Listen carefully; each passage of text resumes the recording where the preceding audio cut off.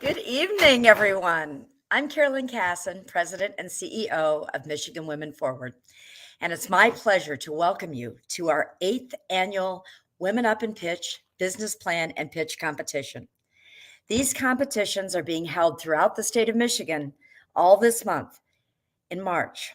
Almost 120 women submitted two-page business concept papers way back in October 2022.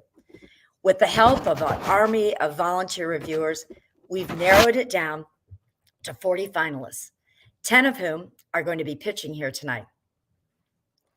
I want to take a moment to introduce you to our esteemed judges for this evening.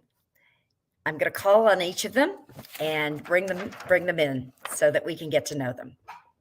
Our first judge is Julie Hegedus. She's the Executive Director of Energy Services for Consumers Energy. Julie, you've been busy lately, not only judging pitch competitions, but tell us a little bit about yourself. Hi, Carolyn. I'm so excited to be here with you today. I've been with Consumers Energy for 15 years, hard to believe, and 20 years in the utility business. I love that we get to serve the people of Michigan. Although it's been challenging these last couple of weeks here with the ice storms that have come through, we do have everyone restored from that first storm, so thank goodness for that. But thank you for having me. Thank you. Our second judge is Cassandra McKinney. Cassandra is the Executive Vice President and the Executive Director of Retail Banking for Comerica Bank. Thanks for being such a great supporter, and tell us a little bit about when you're not judging pitch competitions, what else do you do, Cassandra? That's right. Thank you, Caroline, and it's so great to be with everybody today. I'm really excited to hear the pitches this evening. I've been with Comerica Bank for almost 18 years now. I started right there in Michigan, and it is such a great opportunity to serve the customers of Michigan, whether it be through our commercial bank, our wealth management team, or our retail business and the franchise of banking centers that we have there. So it is exciting, and I am really just looking forward to this evening. Thanks. Our final judge is Leslie Rose. She's the program manager for W.K. Kellogg Foundation. And welcome, Leslie. Tell us a little bit about your life outside of judging. Thank you, Carolyn, and I am honored and delighted to be with you all tonight. As you said, I'm a program manager for the W.K. Kellogg Foundation's Grand Rapids team, where we invest in enabling the conditions for thriving children, working families, and equitable communities. So just honored to be with you all. I just have to give a shout out to everyone who put those business plans together. The passion and creativity was just jumping off the page. And thank you, Michigan Women Forward, for creating the space and supporting entrepreneurship. So delighted to be here. Thank you. Well, it's our honor to have all of you here tonight, and you've got a really tough job. These judges have already been hard at work reviewing each of the finalists' 10-page business plans, which account for 60% of the final score. And in less than a minute now, you're going to be hearing their pitches, which accounts for 40% of their score. Each finalist is only going to have 3 minutes to pitch, and then the judges have up to 5 minutes for questions. Well, judges, are you ready? Yeah? Okay, let's get started. All right. Thanks, Carolyn. We'll let you go. We'll talk to you a little bit later. Okay.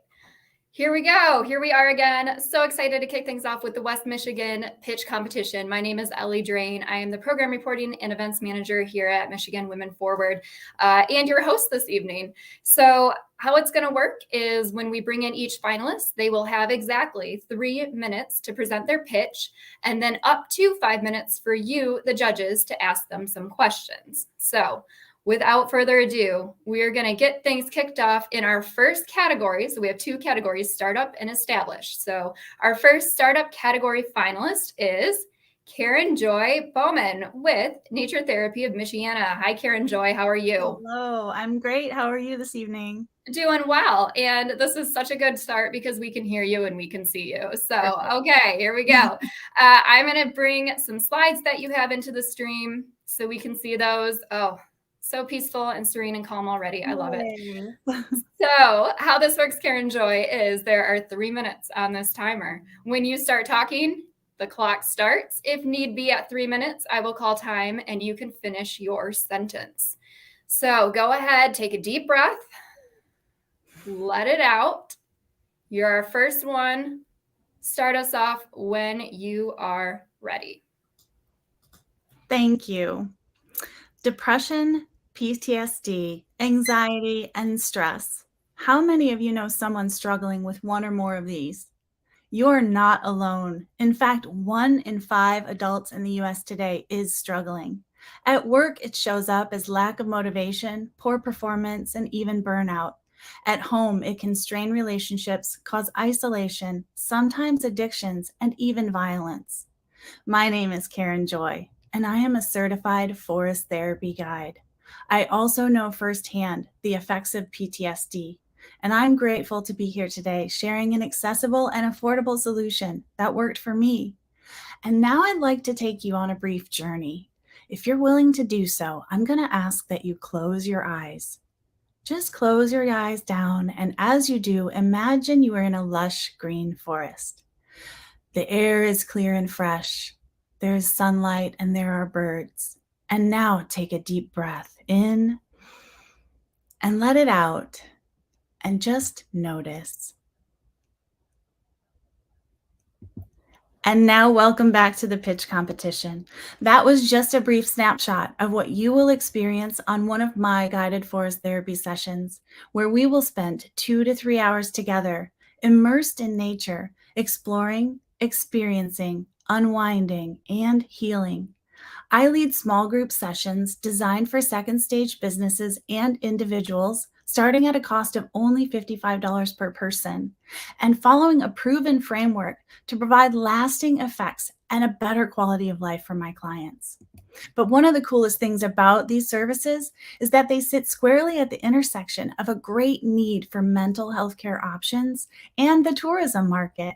In fact, Southwest Michigan alone is host to over 12.3 million visitors annually, 48% of whom are seeking outdoor activities. And remember that 1 in 5 may also be taking that vacation to relax, unplug, unwind, and heal. With my 15 years of experience as an entrepreneur, a solid team of strategic business partners, and membership in the ANFT, I am positioned at the leading edge of an emerging market as we prepare an application to have these services covered by health insurance in the United States. I'm proud to be part of the growing network of certified guides worldwide, providing this body of evidence to support the application. The task I have for you today is to vote for Nature Therapy of Michiana to take home the resources from this competition, with which you will springboard my growth, allowing me to add additional sessions, supporting more clients, and creating lasting and true change in our communities. 3 seconds left. Well done. Okay, so now we are going to go into up to 5 minutes for the judges to ask you some questions they may have from either your business plan and or your pitch. So let's establish a judge order for this round right now, just to keep it easy. So we'll go order of my screen, Julie, then Cassandra, then Leslie. So Julie, go ahead and kick things off with any questions or perhaps some feedback for Karen Joy. Great job, Karen. Nice to see you this evening. Thank you. I have 2 questions for you. First one is around the small group size. Like, what does that mean for what do you recommend for that size? So the groups that I lead range anywhere from a minimum of 4 people all the way up to a maximum of 12. And that's mostly because I have to keep you safe when we're outdoors. So I also have training as a wilderness first aid technician, and I have Red Cross first aid training. So I have to be able to manage you when we're outdoors. Sure. Okay. So, and then my second question is, what do you see as the most valuable benefit of this experience? There are so many to choose from, but the one that stands out to me is that you immediately become calm when you step outside. And this can work for you anywhere. This can work for you looking at a computer screen with an image of a forest on it. And the effects physiologically when you step outdoors are that your cortisol level drops, your heart rate variability goes up, you just become less stressed overall. Your body physiologically responds. That's pretty cool. Great. That is pretty amazing. Thank you for sharing. You're welcome. Karen Joy, hi, great job. Thank you for presenting this evening. I had another couple of questions. The first is, in reading your business plan, you mentioned forest bathing therapy. Tell me a little bit more about that. Yes, so it is another name for nature therapy. So this practice originated in Japan in the 1980s. And in Japan, they call it Shinrin-yoku. That's the Japanese term, which literally translates to bathing in the forest air or forest bathing. So now it's widely known. If you look at articles, for example, Martha Stewart wrote an article, National Geographic wrote an article, they often refer to it as forest bathing. I got certification through the Association of Nature and Forest Therapy Guides, and we tend to call it nature therapy or forest therapy. I like your wording for that a whole lot better. My visions were going elsewhere. So. I know, it doesn't require a bathing suit. There's no getting naked out in the woods. Excellent. So the second question is more about your target audience, and you mentioned the application for insurance coverage. When you think about your audience and the ability to really grow and sustain the practice, how critical is that insurance coverage for paying? And as you think about second stage businesses, give us perspective of who those are. Sure. So I'll address the second stage business part of that first. So second stage businesses in our area, there are about 6,600 of them. They're mid-sized businesses with up to 100 employees, and they're doing, I believe, over 5 to 6 million a year. So it's a small group of people who are often looking for benefit packages to add to their current package. It's not a necessity that these be covered by insurance. That piece of it that we're looking at is to be able to also include this into mental health provider therapy options. So there's a whole part of the mental health provider space that's looking at ecotherapy, they're calling it. So this would fall under that category of therapy for mental health providers. So it's an additional, actually provides an additional segment of people that I could access. It's like a new market when we get this covered by health insurance. The other piece of it is that the market for tourism doesn't require the health insurance. In fact, there are a lot of people searching for forest bathing, and they call it ecotourism. So it's an immersion. It's more of a relationship to the place that you're visiting. You get to know it, and you get to have a reciprocal relationship with that place through these practices. Thank you. You're welcome. Thanks for the questions. Awesome. Well done, Karen Joy. I love how you're thinking about making this accessible to more people. I think you've really identified, a clear path for helping people address, mental health challenges and just the stress of living in this world right now. So I had a question. Actually, as I was reading the business plan about, you talk about second stage businesses as a target, but you also talked about in the tourism space, really honing in on women aged 45 to 54. And I was curious what was behind that target. Yeah, so part of that is just looking at the reports that are available through puremichigan.gov, which are all about who are these tourists who are coming to visit our area. And when I looked at those reports, the people that I saw as being the ones who would respond mostly to the services I offer, and in fact, the ones who have responded as I've offered these services just over the course of the last year, less than a year really, that I've been offering them publicly, that's the target market that's been showing up for me. Okay, and with that, we are all out of time with the judges. Karen Joy, you did fantastic. Way to kick us off strong. I think I forgot to mention, you're from Benton Harbor. So yeah, so like Southwest Michigan there. So thank you so much for being with us. We're going to let you go and, relax for the rest of your evening. Thank you so much. Thanks again and great job. Okay, judges, so you got a feel for kind of how the flow of it, right? So with that, I'm going to go ahead and bring in our next finalists. And we have Melissa Polanco with Ring of Color. Hi, Melissa. How are you? Good. How are you? How's Good. everybody? Okay. You're in Grand Rapids, correct? Grand Rapids. Wonderful. Thanks for joining us this evening. I'm going to go ahead and pull up your slides. So how this works is I have 3 minutes on the timer. When you start talking, that timer will start. If need be, I'll call time at 3 minutes and you can finish your sentence. Then you'll go into your Q&A with the judges. So go ahead, take a deep breath, let it out when you are ready. Hi, my name is Melissa Polanco, and I am the founder of beauty brand and lifestyle brand Ring of Color. When creating Ring of Color, the goal was to create a brand that celebrated different skin tones and also educated about self-love and empowerment. And we always take all these concepts into consideration when creating high-quality products that are paraben-free, cruelty-free, hypoallergenic, and look amazing on different skin tones.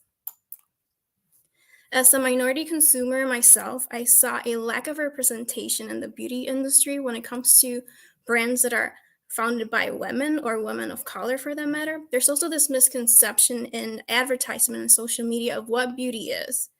If you look at beauty campaigns from different beauty brands, you're going to see or notice that 78% of the women that are used in these campaigns are white women, and only 22% of the models were women of color. Ring of Color is doing the opposite of what these big beauty brands are doing. We always tend to reach out to our own community and our own audience so we can involve them in our beauty campaigns. And we also are grateful that we have been able to collaborate with content creators that are diverse and don't feel represented. We have been in the industry for about 4 years now. This past year, we rebranded into Ring of Color because Ring of Color just represents what our mission is in the beauty brand. We have a loyal customer base, and we are different because we take our customers into consideration when it comes to making any decision for our brand.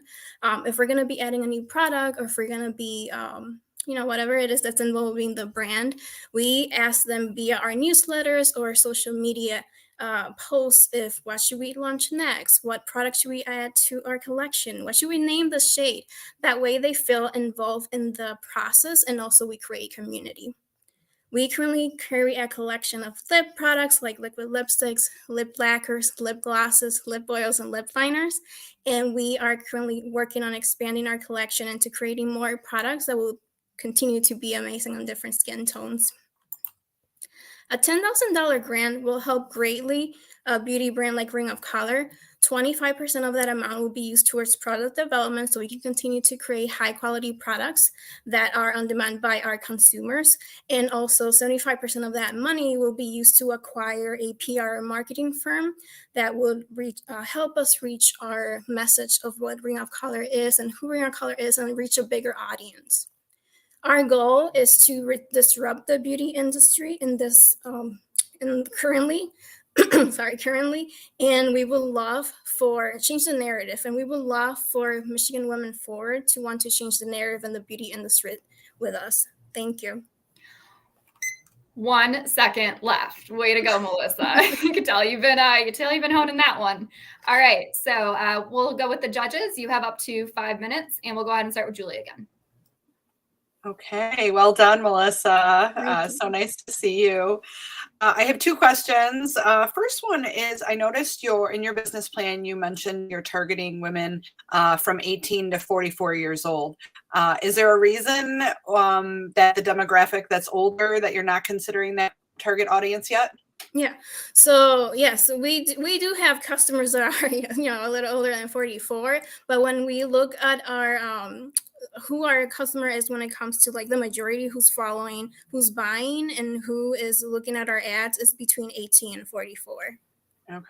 Okay, interesting. Well, I'm over that, and so I might check this out though, because I'm a woman of color, but it's Lebanese and Italian, and I'm interested in this product.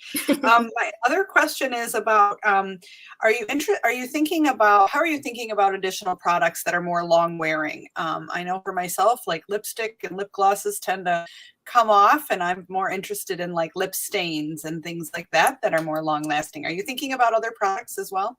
Yes. Well, what I'm wearing right now, it's a matte liquid lipstick, and it's a long-lasting lipstick. So it lasts about 8 hours or so. It's minimal transfer. What I'm wearing right now, I have it right here. And so yeah, we want to create lip syncs like you mentioned. We want to further our catalog into more products. It's just like, lipsticks are always something that women like wearing. It's what you look at when you're looking at a face pretty much. But yes, but we do have those matte liquid lipsticks that are long lasting. Awesome. Good to know. Thank you so much. Yeah. Hi, Melissa. Great job. Thank you for the presentation this evening. I do have a couple of questions as well. When I think about the makeup industry in general, or beauty industry is probably what I was thinking about, lip gloss, it feels very saturated. Yeah. How are you thinking about the break into that industry, certainly to your targeted segment, but what do you think is going to take? And I know the funding you're asking for is for marketing, et cetera. What do you think is going to take to really reach that target segment and break through the clutter of everything else that's on the market? Yeah, I think having a great marketing strategy, and also what's the word? Sometimes I think in Spanish in my head and it comes out in English. Connecting with people, which is one of the main things why indie beauty brands are different, is because they connect with people. When it comes to bigger beauty brands, nobody knows who's behind the brand, right? And then, or it might be a guy, so. But yeah, having a good marketing strategy, which is why, because I would need the money to acquire that PR marketing firm, and I already have somebody in mind who works with beauty brands and smaller indie beauty brands specifically. And I've seen the work that they do, and they do an amazing job, and that would help us immensely. But connecting with people via social media is what I have been doing in the past, or currently as well. And also attending pop-ups, local pop-ups here in Grand Rapids, and just creating content to connect with who's following, who's seeing, and who's buying, and that way sharing my story as a consumer myself. So that's how I connect with people, and that's how I reach people. Excellent. Can you tell a little bit more about the volume from a sales perspective and pricing that it will take, as I reviewed your business plan, to reach those projections that you've put forth? The volume? Yeah, so we are manufacturing companies. We started working one that's here in the United States, and it's in Florida. But our volume, well, our cost of goods is half the price of what we sell for. So that would be our amount in our sales. So this past year, we made about $8,000. And I know that might not be like a big amount, but because it's a small brand and it's run mainly by myself, that's how I project it would be bigger if we could get the strategy going. How many customers did it take for that that revenue generation? Well, it was about 200-300. Okay. Thank you. Hi, Melissa. So nice to meet you. When I was reading your business plan too, I was curious how you were thinking about sourcing some of the new products that you had mentioned, and how you're thinking about running the current lines and exploring potential new products. Yeah, so the sourcing, it will be from a company here based in the United States. I do have another company that's in Canada, but then I recently started working with one here, and one is better because it's right here. And two, it has it's easier for me to work with them, and they have the products, and also they have the ability to manufacture custom products, and going with that via a lab, and that's how I will be sourcing our products, our new upcoming products. Okay, Melissa, thank you so much. Well done. That concludes our time. Thank you. So we'll let you go and talk to you a little bit later. Have a good rest of your evening. Thank you. Thank you all. Okay, Melissa Polanco with Ring of Color. All right, moving right along in the startup category. Next up, we have Takara Taylor with Cognificent Kids. Hi, Takara, how are you? I'm good. Can everyone hear me okay? Yes, we can. That's always a good first step right there. So Takara, what I'm going to do is I'm going to put you in what we call our solo layout so that we can see you and everything behind you. This is only going to be while you pitch, so I'll bring you back so you can see the judges when you are interacting with them in just a minute. But I have 3 minutes on the timer. When you start talking, this timer will start. If need be, I will call time at 3 minutes and you can finish your sentence. So go ahead, take a deep breath. And when you start talking, this timer starts when you are ready. I believe the children are our future. Teach them well and let them lead the way. That is one of my favorite quotes from a song called The Greatest Love of All. Hi, my name is Takara Taylor, owner of Cognificent Kids, a master's level psychologist whose mission is to promote strong cognitive and character development skills in children. Did you know that at least 1 in 6 children between ages 2 and 8 have been diagnosed with either mental, behavioral, or developmental disorder? Did you know that childhood behavior disorders have increased by 40% after the peak of the pandemic? On an ongoing basis, many professionals and parents are always looking for effective ways to address the social, emotional, and behavioral needs of children. As a therapist with a background in behavior therapy, I am seeking seed money to create a new and improved video modeling program for therapists, educators, and caregivers around the world. Video modeling is an evidence-based and proven effective mode of teaching that uses video recordings to provide a visual model of other children, demonstrating role-play examples of targeted behaviors or skills such as emotion and self-regulation skills. Although this technique is evidence-based and effective, one thing extremely noticeable was how difficult it was to find videos representing children of color. For instance, whenever I worked with other Black parents, they would ask if I could use videos that include children that look like theirs. And let me tell you, it was a hard reach. I also noticed that other video modeling programs seem to be more expensive and lack new material. Cognificent Kids will create videos that include representation of different ethnicities and backgrounds. We will create affordable video packages with a variety of content. We will also be conducting ongoing research to identify what type of videos will be most helpful and relevant to customers, while also saving time for therapists and educators from having to create their own videos so they can stay focused on client care. The use of video modeling crosses over into different markets, such as the behavior therapy market, which is forecasted to grow up to $187.4 billion by 2025. Being able to tap into that market, just a fraction of it, could lead to much success. The 10K will primarily go towards video production costs, marketing, and legal setup. I have been recruiting families to participate and consulting with advisors who sees the opportunity and willing to provide ongoing support and feedback. Due to low overhead, the ROI can occur after the very first year by meeting the goal of selling a bundle package of 50 videos geared towards the needs of at least 3,500 customers. With aggressive marketing, 10 to 20K can turn into 200K within the first year. So not only will you be supporting the success of a woman-owned business, you will also make an impact on the future leaders of tomorrow. There you go. You are able to finish that. Well done. All right, let's bring you back so you can see everybody. Okay, so now you will have up to 5 minutes for the judges to ask you some questions. And so we'll start with Julie. Well done, Takara. I loved your business proposal. A couple questions for you. First one is around, what do you see as the biggest benefit to these videos for the children?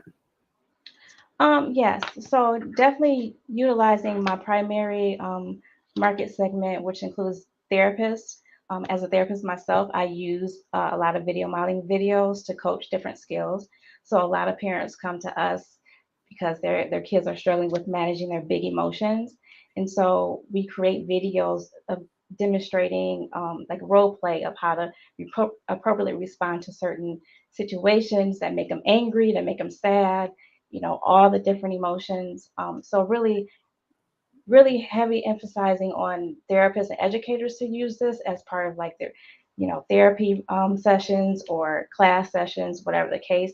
The secondary market would be caregivers. You know, if they have time to teach this the skills to their kids, that would be useful there. But yeah, I think that it's been a popular use in with the autism population. I used to work at an autism center, and we use a lot of video modelings there. So just being able to outreach to autism centers, like, hey, I have this resource, and so on and so forth.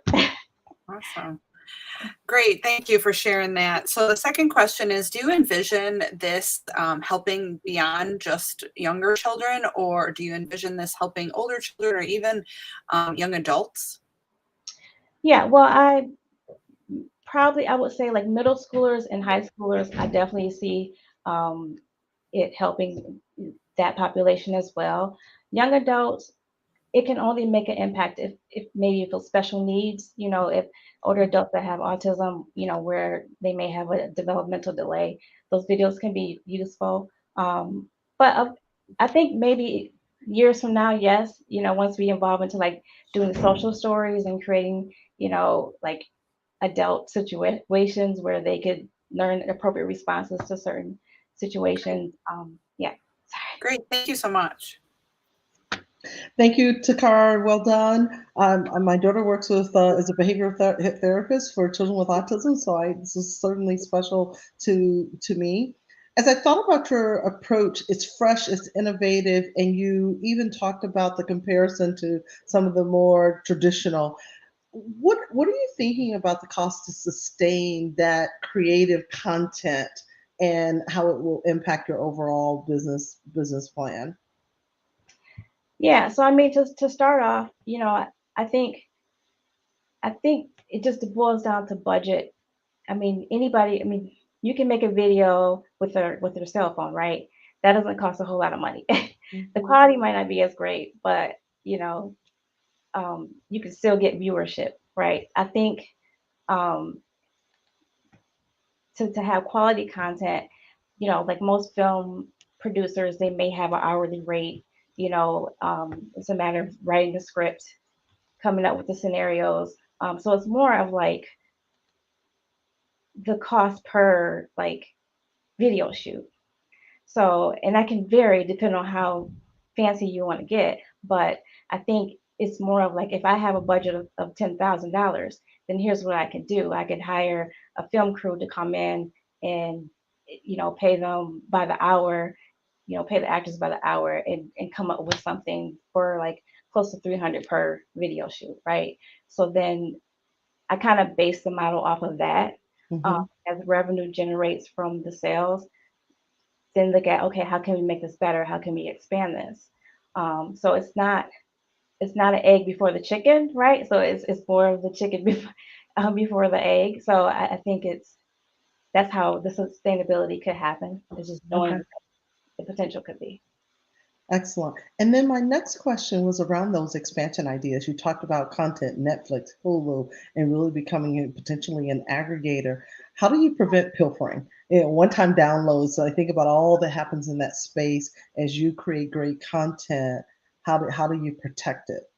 Protect it from others just really pilfering your content and using it in ways that unfortunately are not licensed. Yeah, that's where the legal side comes in at, investing in good lawyers to make sure I have, make sure things can be copyrighted, things in writing, so there's a penalty for that. If it's a live streaming, situation, say like Netflix, they have it set up to where only so many people can log in at one time under the same username and account. So I think there's, that's where I would defer to like experts to make sure that my ducks are in a row as far as the legalities involved and making sure that people aren't stealing my stuff, and make sure that it's licensed and all that. Great. Thank you, Takara. Hi, Takara. Thank you so much. I learned a lot reading your business plan and just appreciate the work that you do for children and families every day. So thank you first and foremost. Kind of piggybacking too on Cassandra, as you think about the market, it sounds like sort of the broad US is your target market. And that first forecast looks like you're looking to sell 3,500 units, and I'm curious, like, who do you think about as your first customer or customers as you launch the content? Yeah, so just child therapists. There's a lot of child behavioral therapists. Even I work for Pine Rest, which is a mental health clinic, and so like we have a ton of therapists here that work with kids, educators, special educators. Those are my frontline customers. So it'd probably be like a lot of business to business transactions of promoting. Promoting to like the American Psychological Association, like marketing to them, marketing to behavior analysts, marketing to even parents and caregivers or homeschoolers. Okay, unfortunately, we are all out of time, but Takara, nicely done. So from Kentwood, Michigan, Cognificent Kids. We'll let you go back to the green room. Thanks so much, and enjoy the rest of your evening. We'll probably talk to you a little bit later. All right, thank you. All right, bye. Okay. Up next in the startup category, we have Sandy Parker with Bija Baby. Hi, Sandy. How are you? Hi, I'm good. Great. Well, we're so glad you're here. And so you have some slides for us we're going to put in there. Great. We can see those. We can hear you. So how this works is I have 3 minutes on my timer. When you start talking, that 3 minutes will start. If I need to, I will call time at 3 minutes and you can finish your sentence. So go ahead, take a deep breath, let it out. You're a yoga instructor, so you should know something about taking a deep breath there. And so, like I said, when you start talking, this timer starts. Good luck. All right, welcome. I am Sandy from On the Path LLC, and tonight I'd like to introduce you to my newest project launch called Bija Baby, From Seed to Sprout. Bija is a Sanskrit or yogic word that means seed, but it also refers to the transformation and expansion of the collective. For instance, if you have an acorn and you plant it, it will grow into an oak tree, and that oak tree will influence its surroundings for many years to come. Likewise, pregnancy starts small with conception, but as that baby grows and is born, it changes parents, families, communities, and our society in many ways for many generations to come. Here's the problem. The US maternal mortality rate is extremely high. And if you're a person of color, those numbers triple. And we know the way to solve this. According to the World Health Organization and other research organizations, to have personalized, continuous, and accessible care is known to improve health outcomes for both the moms and the babies. So I have a picture here of Sarah. She came to me for both her pregnancies for yoga. She also chose our local hospital and their midwifery team for her pregnancy care and birth. And unfortunately, our hospital no longer has those services. And someone like Sarah has to drive 20 to 30 miles to a regional facility to find similar care. So what I hope to do is to have community-based classes, reproductive and sexual health education, body preparation for pregnancy like prenatal yoga, and access to professional services right here in our community. I want our professionals to come together and work together to provide a collaborative network with care options that go beyond the medical model, like midwifery, doula care. We also would like to have maybe some postpartum support groups, just the whole gamut of answering their needs. And then if people are coming to classes together and working together, the families get to know each other in their community, and that will hopefully reduce isolation, which is a huge concern postpartum. So here's what you can do. Your investment will help me to hire a professional marketer to develop a website and targeted marketing, and then follow that marketing for about 3 months. Make sure I'm reaching these local young families. I'd also like to have an in-person annual birth summit. I want to expand my educational resources. And then as a professional, I need to do continuing education and professional affiliation. And there are annual fees with that all the time. So, so that's kind of the breakdown of expenses that I'd like to have you invest in. And I really want to help you understand that empowering future generations begins at birth. Whoa, time. Well done. Right at 3 minutes. Okay. Now you will have an opportunity to answer some questions from our judges. So we will start with Julie.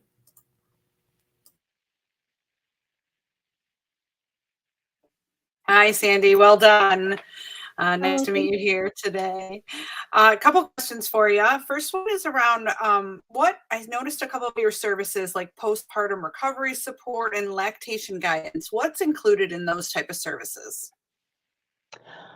So like just groups where families get together would be, like a postpartum support group, potentially with a mental health expert there as well. Again, that's part of that network. And then with lactation, again, for some people, lactation is really hard and they need someone to help them. I know with my first birth, you just don't quite know.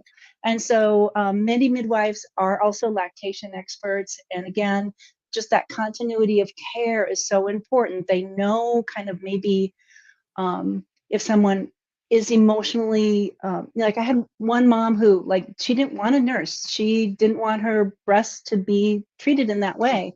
And I respect that. But someone may need to help her postpartum to deal with when the milk comes in and how to help them, work through all of those physical issues.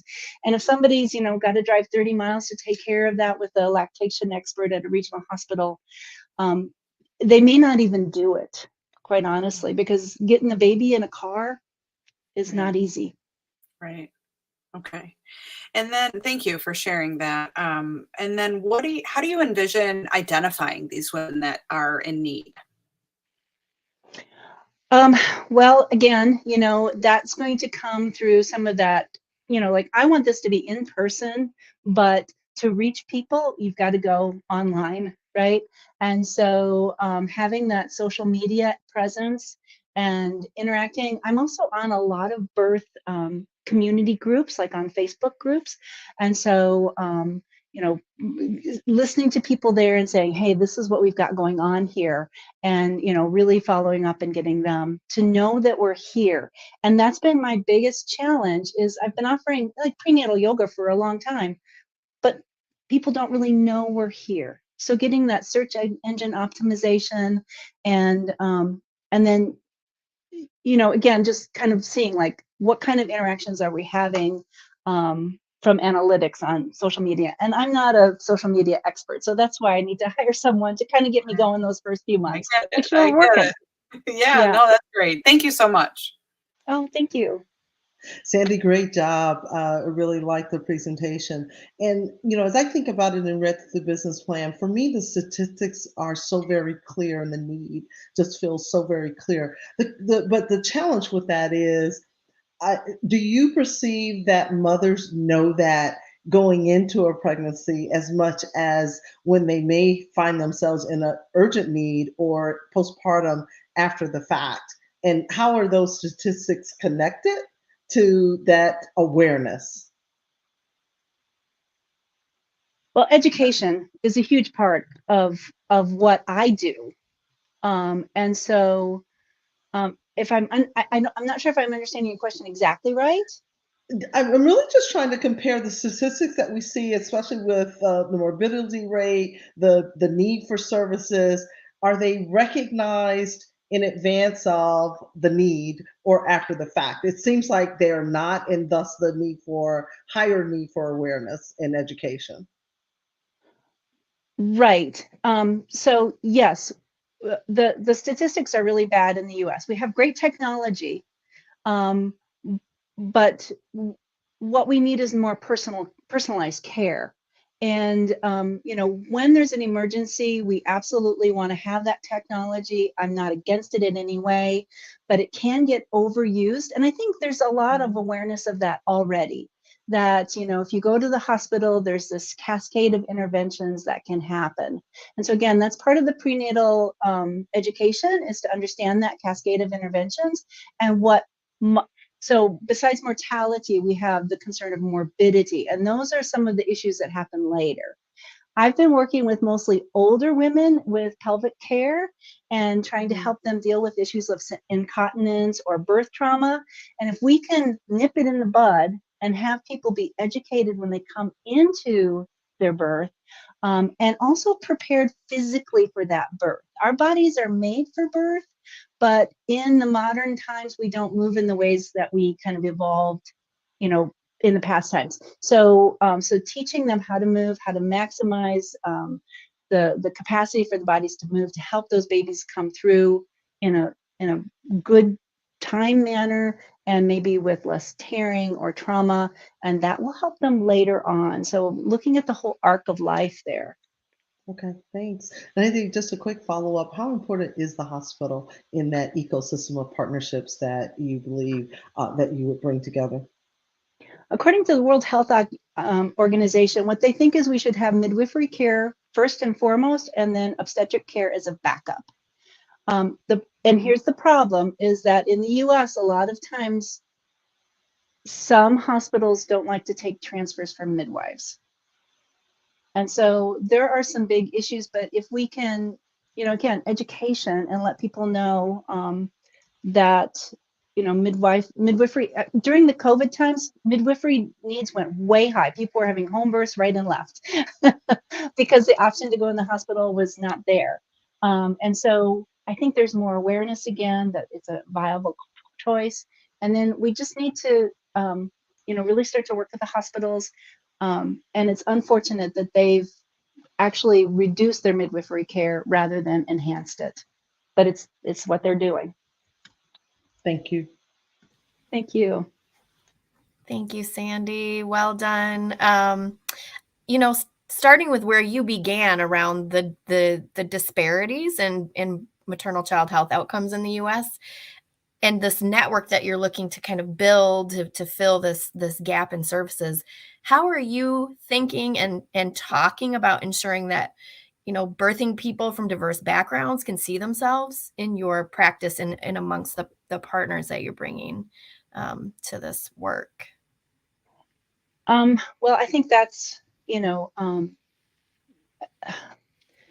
with working with different people from different backgrounds as far as like their professions go, and working collaboratively, then you can see that there's a care network that's happening. And offering services maybe that are reduced rate for people of color that that feel like they are maybe not being honored or seen. And again, when we know people, we tend to treat them better. And in hospitals, there's shift changes. Your physician might not be the physician that's attending when you're giving birth, right? So it's just that continuity of care and that network of care that helps people to feel seen, heard, and hopefully, helped. Thank you, Sandy. We are all out of time, but great job. And we will let you go back to the green room and talk to you a little bit later this evening. So from Spring Lake out on the lake shore, Sandy Parker. Thanks so much, Sandy. Thank you all so much. All right. Okay, and our final finalist in the startup category this evening. Remember, there are two categories, startup and established. So to round out the startup category is Alicia Lachey with Gracewood Candles in Grand Rapids, Michigan. Hi, Alicia, how are you? Hi, great. How are you? Doing well, thanks. Thanks for joining us. We're so excited to have you. So I'm going to put you on our big screen here. So, is that a candle going in the background? It is. Which scent is it? This one is Love, so it's amaretto. Ooh, I was on your website earlier. That cranberry apple was calling my name. So yeah, the holiday scents, those are for me. Yeah. Okay, so how this works is I have 3 minutes on my timer. When you start talking, I'm getting a little feedback. Hold on. Okay, there we go. When you start talking, this timer starts. If need be, at 3 minutes, I will call time, at which point you may finish your sentence. So go ahead, take a deep breath when you're ready. Imagine you finally reached the end of a very long day. You sent the kids off to bed, closed your laptop, and can finally enjoy the quietness of your home. Just before you sit down, you light a candle that fills the air with the calming scents of lavender and chamomile. And as you see the flames dancing, they illuminate the word peace that shines bright on the label. Then you're able to finally take a deep breath in and exhale. This is the experience our customers give themselves and gift to their loved ones. My name is Alicia Lachey, and I am the owner of Gracewood Candles. We spread light by providing handmade soy candles with strong fragrances, inspirational designs, and a personal touch. Gracewood was created out of a desire and passion to create beautiful things and spread joy to others. With my background as a social worker and therapist, I understand how the little things in life can often make the biggest impact on how we feel. In fact, there are tons of studies that show how fragrances have the ability to whisk us away, to positively affect our mood and set the tone for our day.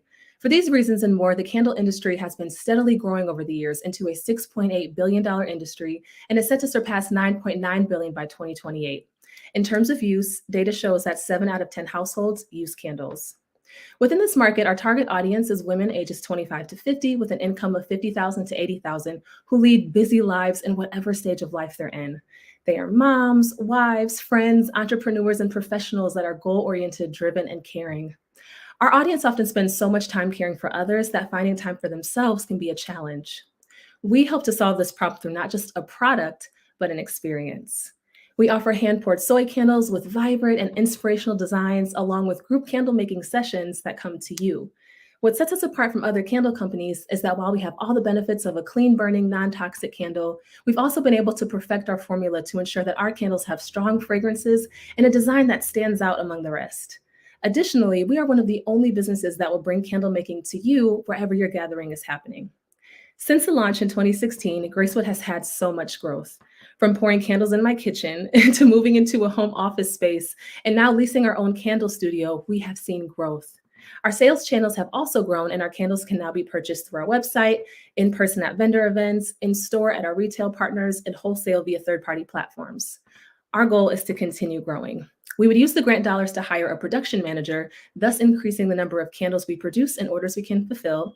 Second, we would use the dollars from marketing and content, which is essential for an experiential product like candles, in order to use visual content to describe the experience of each one. And finally, we would use the remaining dollars to purchase candle supplies in bulk, which would lower our cost of goods and increase our profit margins. Help us to touch the homes and hearts of our customers by spreading light with every flame. All right, 11 seconds left. So well under that 3-minute timeline. So now we're going to go into a Q&A portion with the judges. So they're going to have some questions for you after reading your business plan and hearing your pitch. So let's start with Julie. Hi, well done, Alicia. So nice to see you. Thank you. I am interested in you hearing a little more from you on you talked a little bit about how you differentiate this from other products, but I guess I'd love to hear you elaborate a little bit more since this market is quite, I would say, saturated. So how are you thinking about that? Yeah, there's a few different things. One of the things that I think is really unique about my candles that I offer through my business is their design. Soy candles have often had a reputation for just kind of having like a farmhouse vibe, which is awesome. But I think for customers like myself who are into things that are like beautiful and like vibrant and colorful, when I started creating my line, I was like, oh, I've never really seen candles that look like that. And so that was one component. Additionally, soy candles often have a reputation for not really having a strong hot throw. So like you light them, and I've heard so many people say I light soy candles and I can't smell them. So that was another really big priority for myself, was creating also a formula that had all the benefits of a soy candle, but you could smell it. Like you could like smell the aroma throughout your home. And so that's the second thing. And then the third thing is just really the experience that our brand offers. And so through group candle making sessions, that's something that's really unique and something that our customers have really enjoyed. And then also just all the personal ways that I engage with our customers by like sending them mindfulness tips and writing notes on their order forms and things like that. So I think those are the ways that I definitely set myself apart. Awesome. Thank you so much for elaborating. Yeah. Alicia, great job. I had a similar question about the fragrancy of your product and what you do to instill that. So you've talked a little bit about that. I also really thought about the saturation of the market. And as I read through your business plan, I didn't get a good sense for the sales volume necessary to generate the financial projections. So maybe if you could talk a little bit about that. Yeah, absolutely. So one thing that I'm really proud of is I know it's not uncommon for businesses in the startup phase to, to be in the red and not turn a profit. But over the last couple of years, we have grown and are now turning a profit. And I think that speaks a lot to the way that we've grown in terms of number of sales. And so, my projection is that this year we will even double the sales that we've had last year. And that alone will almost double the profitability that we had compared to last year. In addition to, I've spent a lot of time learning, investing in masterminds for product-based businesses, and have been learning, like, how do you lower your costs? What are the best vendors to utilize so that you can continue to lower cost of goods, which also increases profitability. So that's kind of my strategy there. Okay, excellent.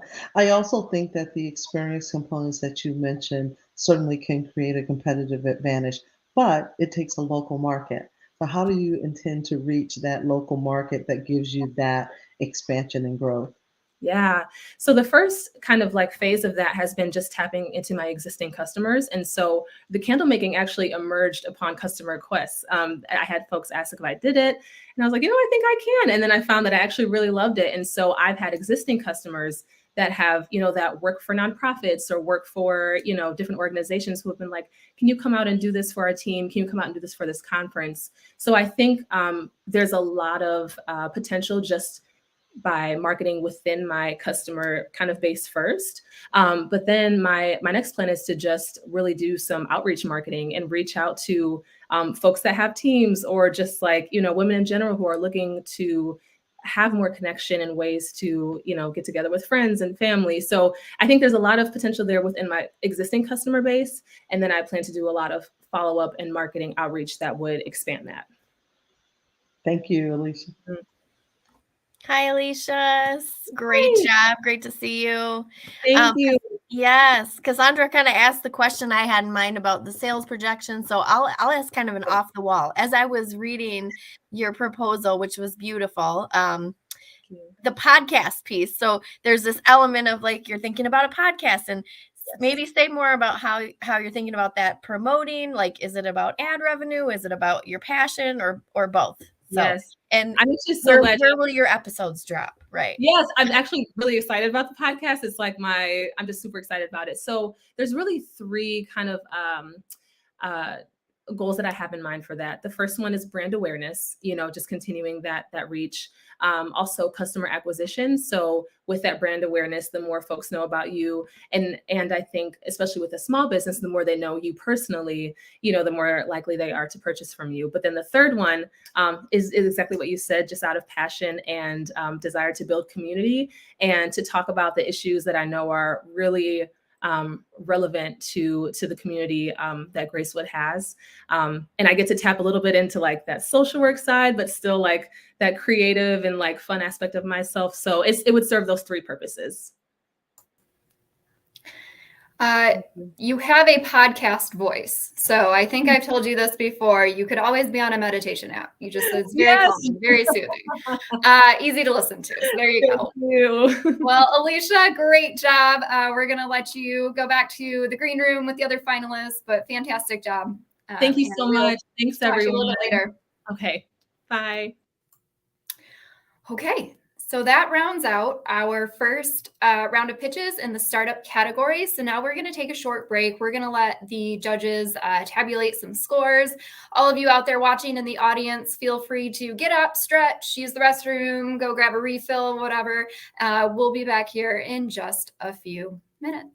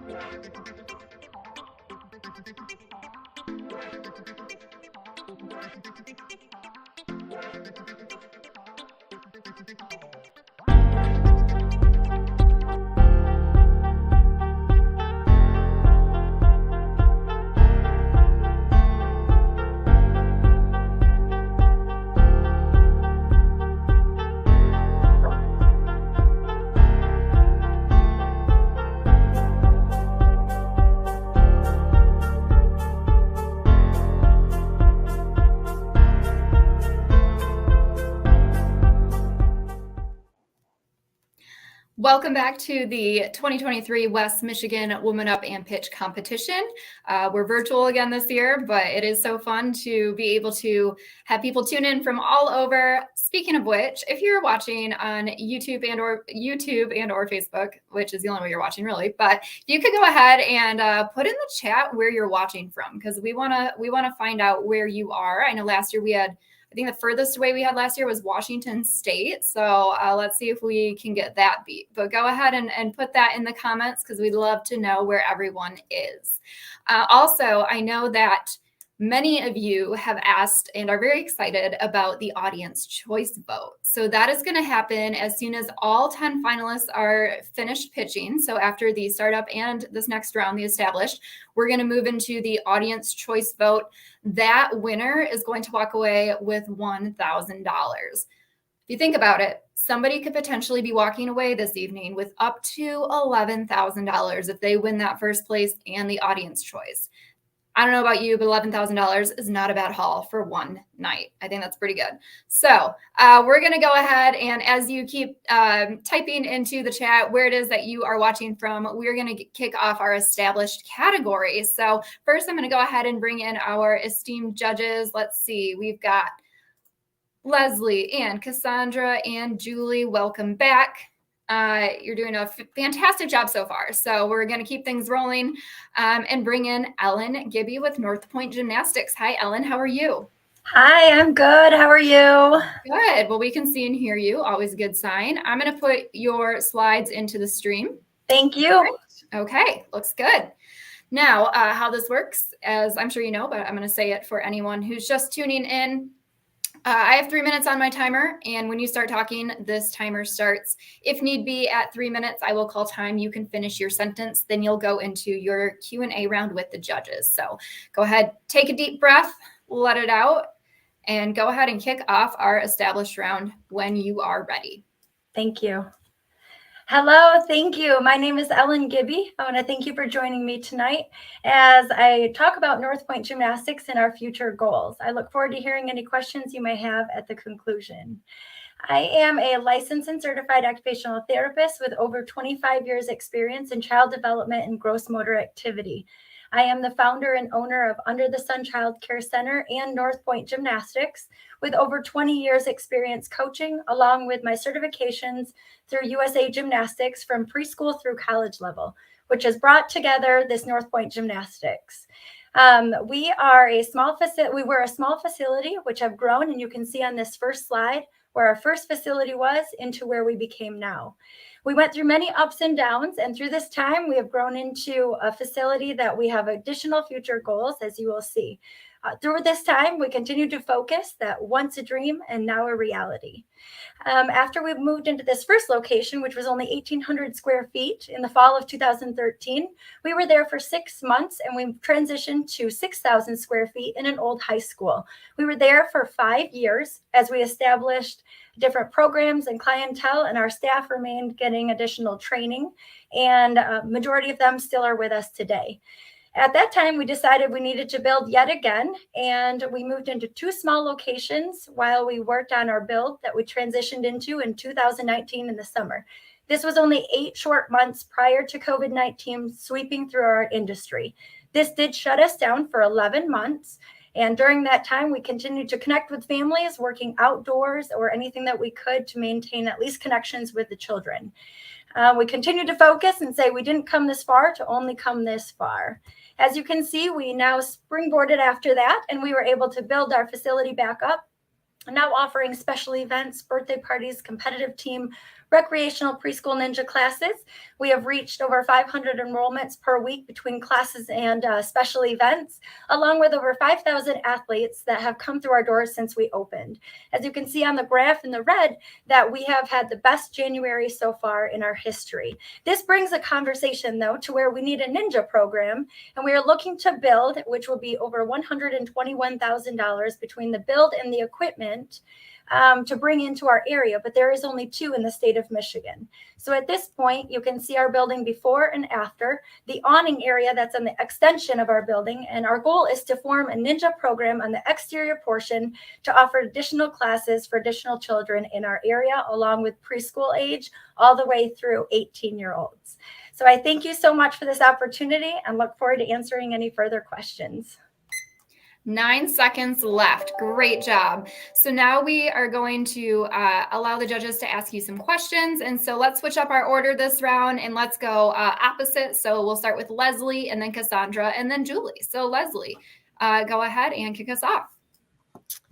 Thank you. Well done, Ellen. Thank you. I can't think of a cuter visual than a preschool ninja class. Like, it's just so great. So well done. I had a question as I was looking at your business plan about how would you, because you obviously have a significant capital expansion plan, how would you leverage a $10,000 investment to specifically sort of jumpstart that process? Thank you for asking that. Absolutely. We have in the past worked with different programs such as Grow. And I do know that after speaking with some of the women from your program as well, there are different type of programs that we can do to offer that additional financing that's needed. For the initial equipment, that will be anywhere between $10,000 to $25,000. So to begin with equipment alone, it would be great because if we purchase the equipment, we could include that in our current location and then place it outside as we continue to grow.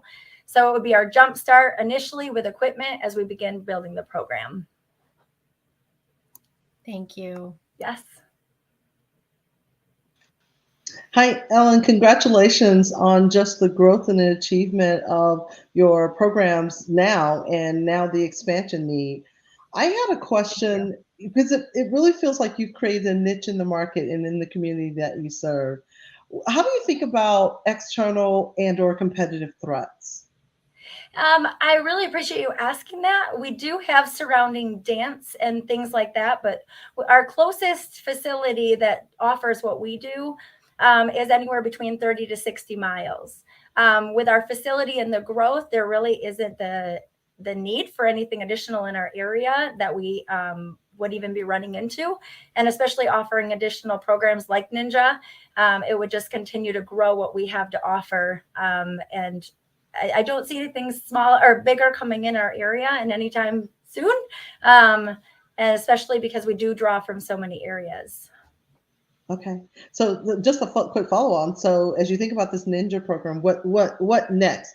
I love your slogan of "Once a dream, now a reality." What do you see in the future?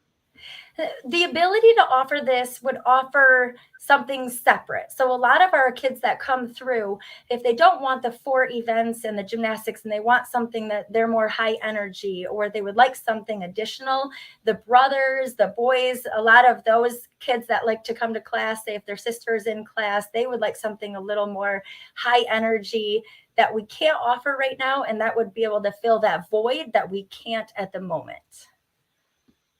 Great, thank you. Yeah, thank you. Hi, Ellen. Well done. Thank you. A couple questions for you. One, I noticed your rates. It says $72 to $85 in your business plan for the Ninja class. Is that comparable to other programs around the state, I guess? If you don't have anything local, is that comparable? That's a great question. We're actually on the very low end. In our economic area, we're a very low income area. Schools and Newaygo County is low income. So we are on the lower end compared to most of them. But I will say, due to the way that we have adjusted things and budgeted, we still made it work, which I'm very happy and confident with. We're quite a bit lower than what others are. Great. Awesome. Yeah. And then the other question is, what do you see as the most valuable benefit of something like a Ninja class? I love that. There are I really want to emphasize that our gymnastics classes don't meet the needs of those who want to jump, climb, really get their energy out, that may not want the structure of a gymnastics class, but they want to run and flip and do all of these other activities that there's no other place that they can. And it would offer those children such an avenue that they can get all of that energy out and that excitement out. And, they're in school all day, and this gives them an avenue that they can really expand in different ways, and, leave feeling confident and building their self-esteem in the middle of it. Excellent. Well done. Thank you. Great job, Ellen. And I forgot to say she's in Fremont. So yes, Newaygo County. Well done. And we will let you go back to the green room for the rest of the evening. Thanks so much. Thank you. Okay, so that was Ellen Gibby with North Point Gymnastics. We are now going to bring in our next finalist in the established category, Janae Beeville with Beeville Counseling. Hi, Janae. How are you? Hello, doing well. Good deal. So good to see you. I am going to go ahead and put you in the big screen layout here so we can see and hear just you. And I'll bring you back so that you can see everyone when the judges are asking you some questions. But how this works is I'm currently putting 1, 2, 3 minutes on my timer. And when you start talking, this timer will start counting down. If need be, I'll call time at 3 minutes. You can finish your sentence. So go ahead, take a deep breath when you're ready.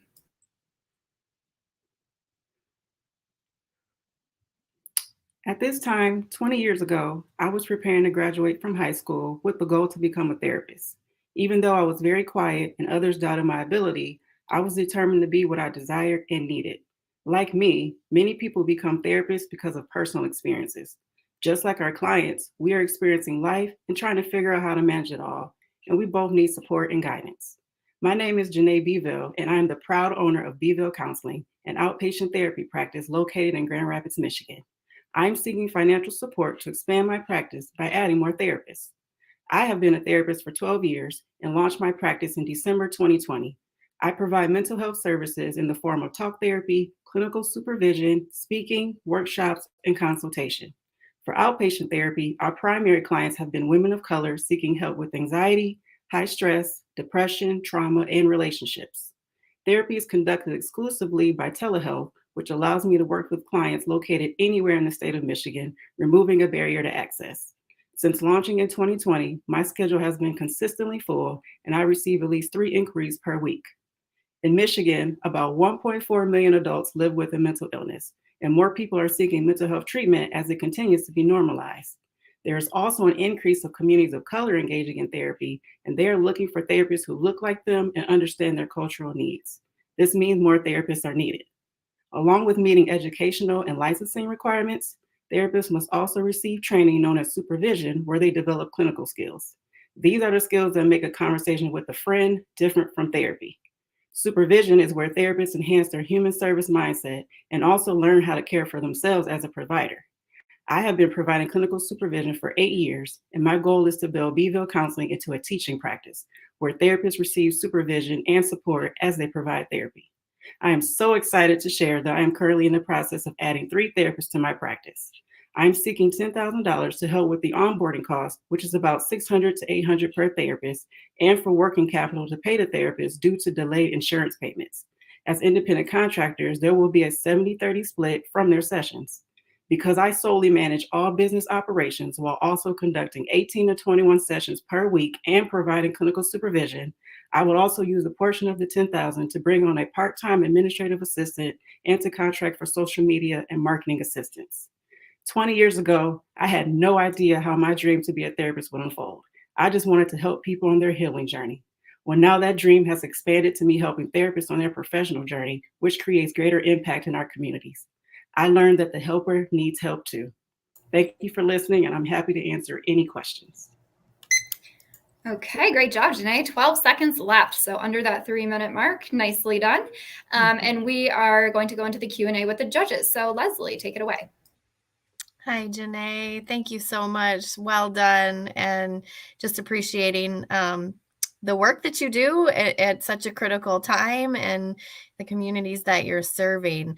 You answered the first question I had as I read your business plan about where sessions are conducted. So it's 100% virtual. So you answered that question for me. So I guess I'll ask you, you ended by saying the helper needs help. How do you think about caring for those that you bring into your practice who are holding so much, if from those they're serving? How do you think and talk about that?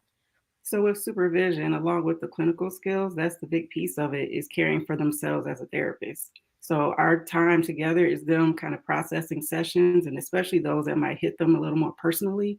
So just kind of talking through where they were triggered and how to care for themselves, even from that session, but just throughout their days. You know, we do 5 to 8 sessions a day. Some do less, some do more, and that's a lot. And so my task is to kind of hold them as they hold their clients. Wow. Thank you, Janae. Yes, thank you. Hi, Janae. Great job. Definitely a care of passion that I hear from you, and really glad that you're providing such support in the community. I have a question. It was good to understand the virtual because I was really trying to really align your client growth projections with the cost to serve and the licensing for your supervisory service. So maybe if you could just talk a little bit more about that when you think about what is that ratio and how do you sustain that as you go forward? So with me bringing on licensed therapists, they have to get so many hours of supervision. And so that means 2 years max, minimum in Michigan. So if they're with me for 2 years and then they pass their licensing exam and they become fully licensed, then they stay on as well, or they can move on. But as I'm bringing them on, they're at least 2 years, with me practicing. So there's some longevity with that. Okay, excellent. And do you perceive you'll have the client base to support that period as you are bringing on the clientele of supervisory services or therapists? Yes, definitely. Like I said, I have inquiries every week, and if I'm not, able to take them, which usually I'm not anymore, then I have to refer out. And so this is a way for me to kind of help develop, but also, continue to build as a business as well. Great, thank you. Mm-hmm. Well done, Janae. Thank you for the presentation. Absolutely something super needed in this country, really, in the world right now. So tell me a little bit more about your talks therapy sessions. Do you see success from these sessions? Like how does it evolve over time with your clients? Oh my goodness, I could talk about this forever. So my favorite part is actually when I first start with someone and you get all their symptoms and what they're going through. And then whether a week later, a month later, maybe a year later, they can't see their growth, but I'm like, I remember when you did this, this, and this, and now look at you. And you're able to do that. And so I've had a few of those just today, actually, with clients, and just being able to celebrate them. So the process, of course, is unique to every client, but it happens. And I love my part of the job of being able to just watch people evolve and grow and pointing it out, because when we're in it, we can't see it. We have no idea, but I get that chance to really be that cheerleader and to just go, you got it, you're doing it. Because they're thinking, I'm trying. And I'm always like, no, you're doing. Well done. Thank you. Thank you. Great job, Janae.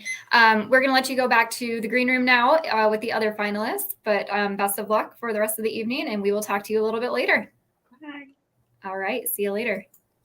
Okay, Janae Beeville with Beeville Counseling. A reminder that we will have the audience choice vote at the end of this round of established businesses. And so I'm going to go ahead and bring in our next finalist, also from Fremont. So 2 Fremont pitchers tonight, Whitney Shornagel with House of Whole. Hi, Whitney. How are you? Hi, I'm doing so well. Thanks, Ellie. Great. Coming to us from your shop, it looks like. I'm in my shop. There's some juice in the background. Okay, cool. I'm going to go ahead and I'm going to put you in our big layout so we can maybe see some of that behind you. There we go. So how this works, I am setting my timer to 3 minutes. There we go. And when you start talking, this timer will start that countdown. I'm going to call time if need be when it hits 3 minutes, and you can finish your sentence if you have not finished yet. And then you'll go into your Q&A with the judges. So go ahead and take a deep breath when you are ready. Hi, I'm Whitney Shornagel, owner of House of Whole Cold Pressed Juice. House of Whole, or HOW for short, as in how much do you value your health? How about the health of your family and your community? Here at House of Whole, we make your health our priority by providing an easy way to consume loads of delicious fruits and veggies in the form of juice. I'm seeking $10,000 to help purchase additional equipment supporting my current expansion into a brick and mortar. This will allow me to meet the high demand for nutrient-dense juice. More juice to more people means a healthier community. In the health crisis of 2020, I recognized a need within the community. People wanted fresh, healthy options for food. They sought something tangible that could help boost their immune systems, food they could feel good about consuming. And around here, there weren't many options.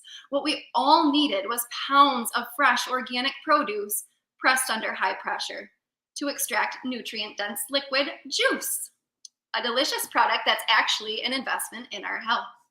Having spent a year managing a popular juice shop in Florida, I knew I had the right experience to provide a wholesome option right here in my hometown. I began creating recipes and making juice for friends and family. They tried the juice, they loved the juice, best of all, they felt great.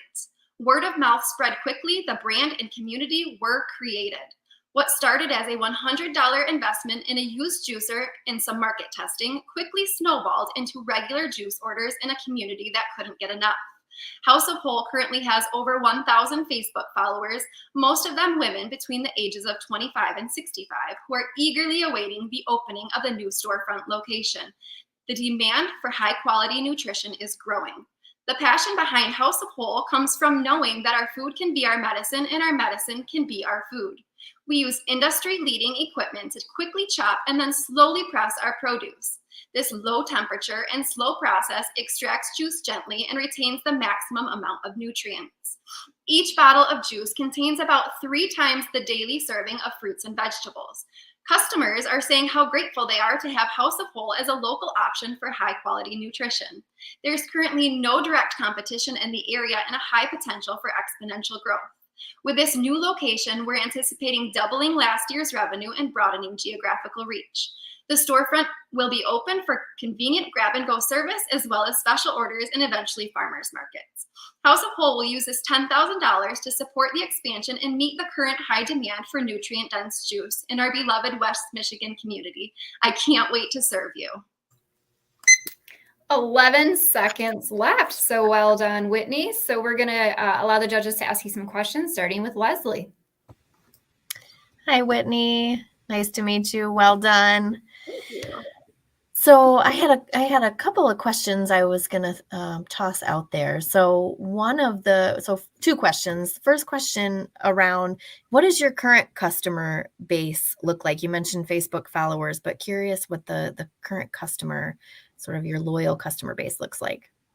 Ooh, I would say my current customer base is probably anywhere between 30 to 60 regular customers.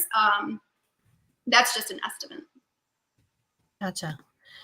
And so this is a big step to go into brick and mortar, right?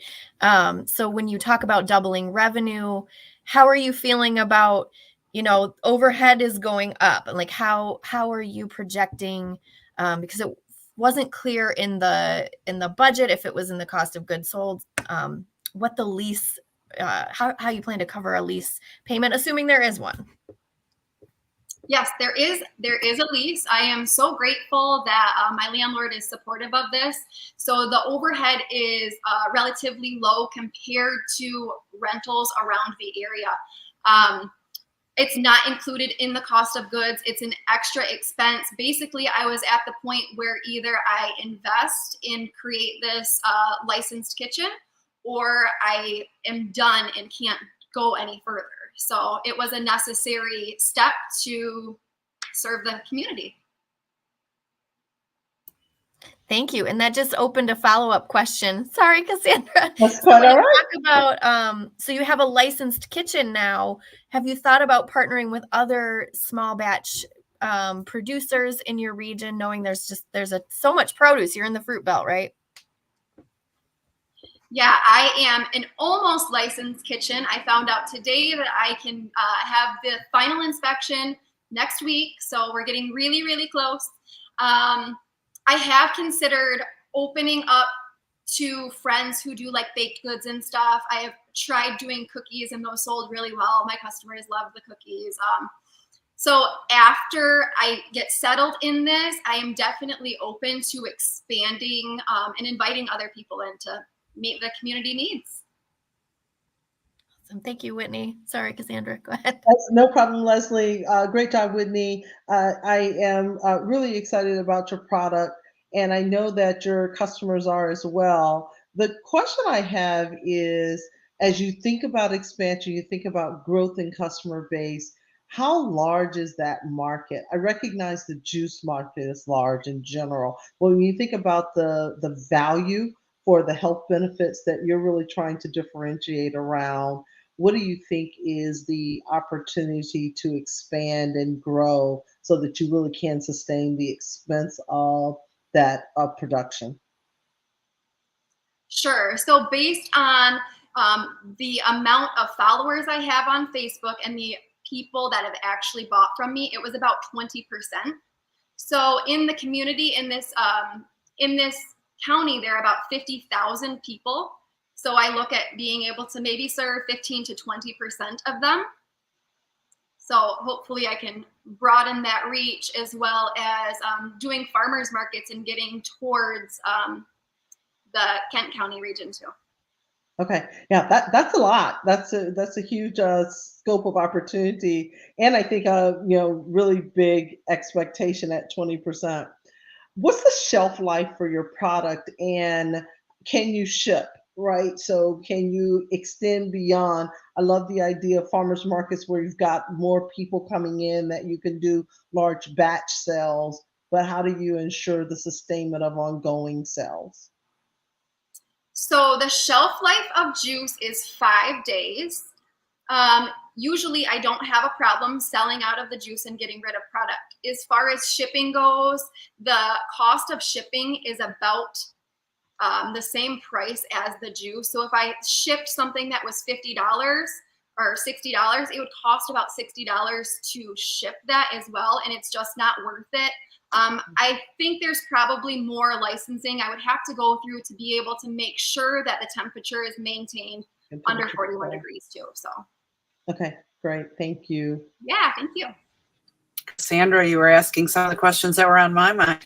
I love it. Well, Whitney, great job. You did awesome sharing your product and your passion. I'm curious about the price point. You have $10 a bottle. Curious on if that is competitive with what you see as one of your competitors. Absolutely. So I have charged $10 a bottle since I started selling to friends and family and offering in mason jars. And when I went into the Grand Rapids area, I did go to a juice bar. I wasn't producing juice at this time a few weeks ago, and I needed some juice. So I stopped somewhere and grabbed a centrifugal made juice, which is a lower quality than this. And that cost, I think it was $11.65 plus tax for 16 ounces with ice. So this is a better value, actually. Thank you. That's helpful to know. Thank you. Yeah. Well done. All right, Whitney, great job. We're going to let you get back to that Zoom room, and we will see you a little bit later. Thank you. Okay, so that was Whitney Shornagel with House of Whole. Up next in the established category, we have a mother-daughter duo, Alyssa Zare and Lisa Skiltheis with Grand Minds. Hello. Hi. Good, we can hear you and see you. You have some slides for us that we're going to go ahead and put in the stream here. Perfect. Okay, so you all are in Byron Center, so just south of Grand Rapids. And so here's how this works. 3 minutes on the timer. When you start talking, that timer will start. I'm going to call time if I need to. At 3 minutes, you can finish your sentence. Then you'll go into your Q&A with the judges. So I'm sure you have this worked out. Whoever talks first, but I'm going to say both of you, go ahead and take a deep breath. Let it out. And when you are ready, I start timing. Good luck. The biggest complaints of seniors with dementia is boredom and loneliness, and caregivers struggle feeling overburdened. We are mother-daughter occupational therapists that started Grand Minds, an online shop that sells activities for seniors with dementia, and we do dementia education to combat these issues. Not only do we work with seniors with dementia in our daily lives, but my mom has had dementia for 18 years. Through these experiences, we understand the day-to-day challenges that families encounter. We know that seniors with dementia spend their time watching TV, lacking engagement in meaningful activities. Family members struggle to communicate effectively with their loved ones. Currently, we have 10 products for sale, including some puzzles, activity books, and a fidget blanket, and they are for sale on Amazon, Etsy, and our Shopify store. All of the products are designed by us and aim to be failure-free. We plan on using the funding to develop some new products that we are working on, which include some activity books, puzzles, and games. 2 products we have ready to be manufactured are games called Spell Check and then Letter Titles. More than 6.5 million Americans are currently living with Alzheimer's. This number is expected to more than double by 2050. It is difficult to find products for seniors with dementia on the market. We are one of the few businesses that specialize in this area. Not only are our products unique, but so is our style of education, as we are professionals in the field and caregivers ourselves. So on the left is a typical puzzle we see family giving to their loved ones. And puzzles like this are just too complicated for seniors with dementia to be successful. On the right is one of our puzzles. Our products take into consideration the visual, fine motor, and cognitive decline that seniors have. So we're using large puzzle pieces and a simple puzzle photo like this one. Our products aim to be adaptable based on their ability level. We do this by including a note to caregiver, which is pretty much just tips for success so that they have a positive experience with the activity. We are passionate about what we do as we serve the greater good by improving the lives of seniors with dementia and their caregivers through our product line, our education on social media, and through public speaking. We make an impact. We've been in business for 14 months, and to date, we've done a little over 3,000 in sales and an additional 1,600 through social media. And we've seen a pretty steady increase in our sales since we started the business. Winning the grant not only helps us to grow our business, but helps truly transform the lives of those affected by dementia. All right, 18 seconds left. Well done. Definitely that 3-minute mark. All right. So now we are going to allow the judges to ask you some questions. So Leslie, take it away. Alyssa, Lisa, nice to meet you. Well done. I love this mother-daughter duo and just the heart and the expertise really came through in your business plan. I loved how just clearly it was written, and your comment about, this need is only going to double as our population ages really hits me. I have aging parents myself, and so it's comforting. So enough commentary. I guess one of the questions, you're a small business. This is a huge need, and these products could really help caregivers from very diverse backgrounds and communities. And so I'm curious how you all think about, being a place-based, a Byron Center, headquartered shop. How do you think about ensuring caregivers in some of the communities that maybe don't look like us have access to these products that are just so clearly needed? So that's my question. Yeah. So, we are pretty active on social media. We have a lot of views there, and that's kind of one of our main ways to get the word out and just educate the public, because it's not, what we do is really not common knowledge, especially for the family members going through caregiving. One comment we kind of get sometimes is when people buy our products, they say, oh, is it available in French or is it available in Spanish? And right now we don't really have, the means to do that, but it's definitely an area we would like to pursue in the future. Thank you. Alyssa, Lisa, great job. I think many of us have aging parents on the potential, so we absolutely understand and value the need that they're not just sitting around and doing and not fulfilled from an active life. I love that your products offer such a great and healthy margin. I think that gives you real opportunity for scaling. When you think about growth, how do you think about your ongoing fulfillment as you introduce new products, the manufacturing of those, and how you would actually produce product? Well, so right now, the activity books, we get those through Amazon KDP. So just as we slowly run out, we can just order more and we get them within a week. The puzzles and the fidget blanket, those are activities that we buy in bulk, and that has been through Alibaba. So just recently we got a shipment in August, and that's when we started doing that. So we kind of are slowly selling out of, especially the puzzles, which is what we plan on using the funding for, is to purchase and restock those puzzles that we have. So we just kind of do all that on an as-need basis as we sell out of the products. Excellent. What do you think are future product sets that you would have on the horizon? So some of the products that we currently are working on is we have a Christian activity book and a progressively harder word search book. Both of those we are currently in the process of making and expect them to be ready for sale by the summer. We have a game spell check and then a word tiles game. Both of those are completely designed, ready to be purchased. We do just need the funding for those, which is also what we plan on using the funding for. And our puzzles are kind of running out of stock, especially the one I showed you, this Handyman Tools one. This is our best-selling. This is our best-selling product. Yeah. And we are planning on ordering 400 more puzzles. One is the similar design, and then another puzzle that's targeted for men. We found that this puzzle is really popular because it is more targeted for men, being the tool. So we plan to go down that road and pick some more puzzles that are intended to be for men.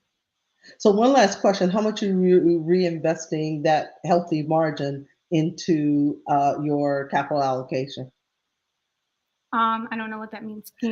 So your margins are really good on the products, right? Are you reinvesting that back into the business? Yeah, all of the money goes back into the business. We don't take a profit at all right now.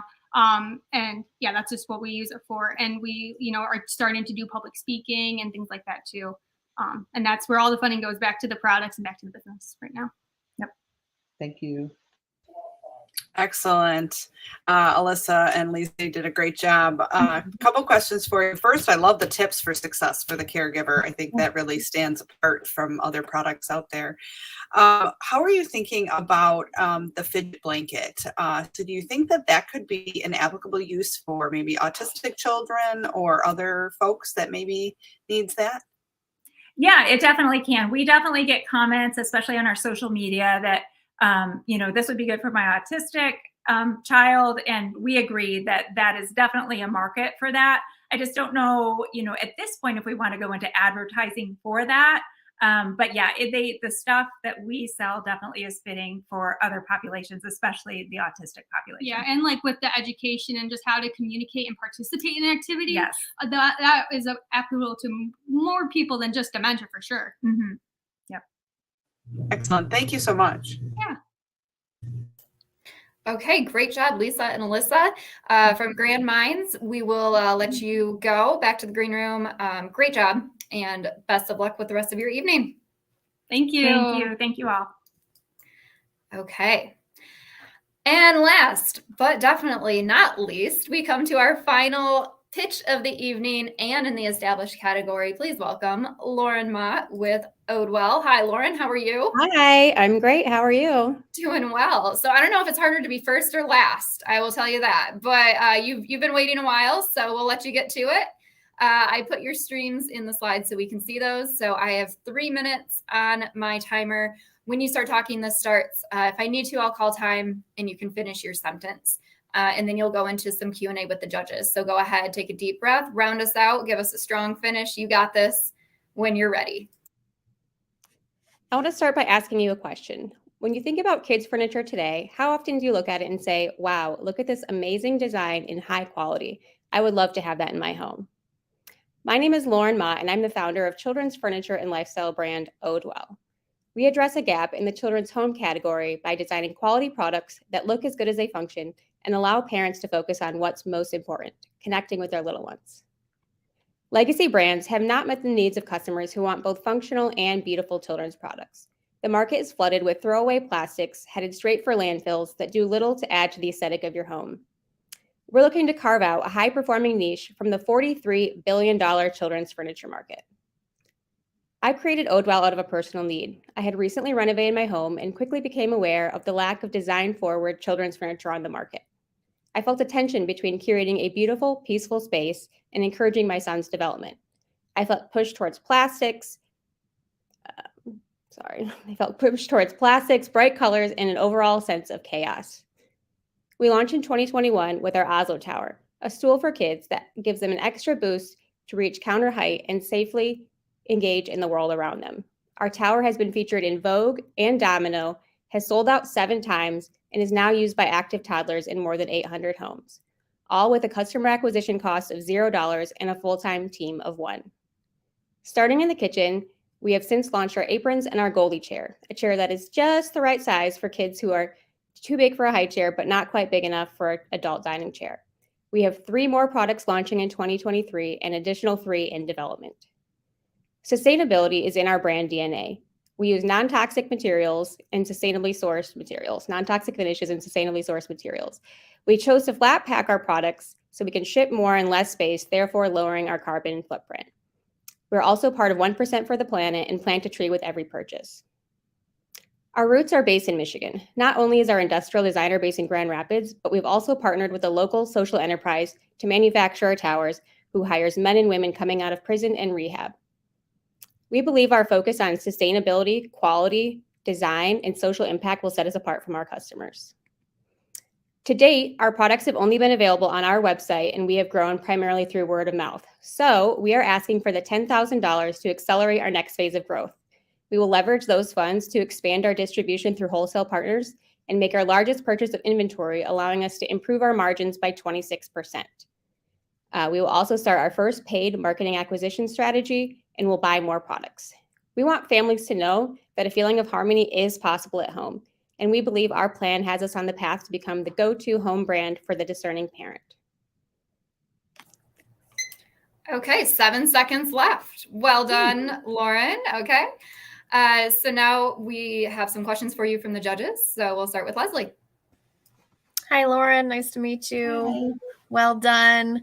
Really enjoyed your business plan. Beautifully presented.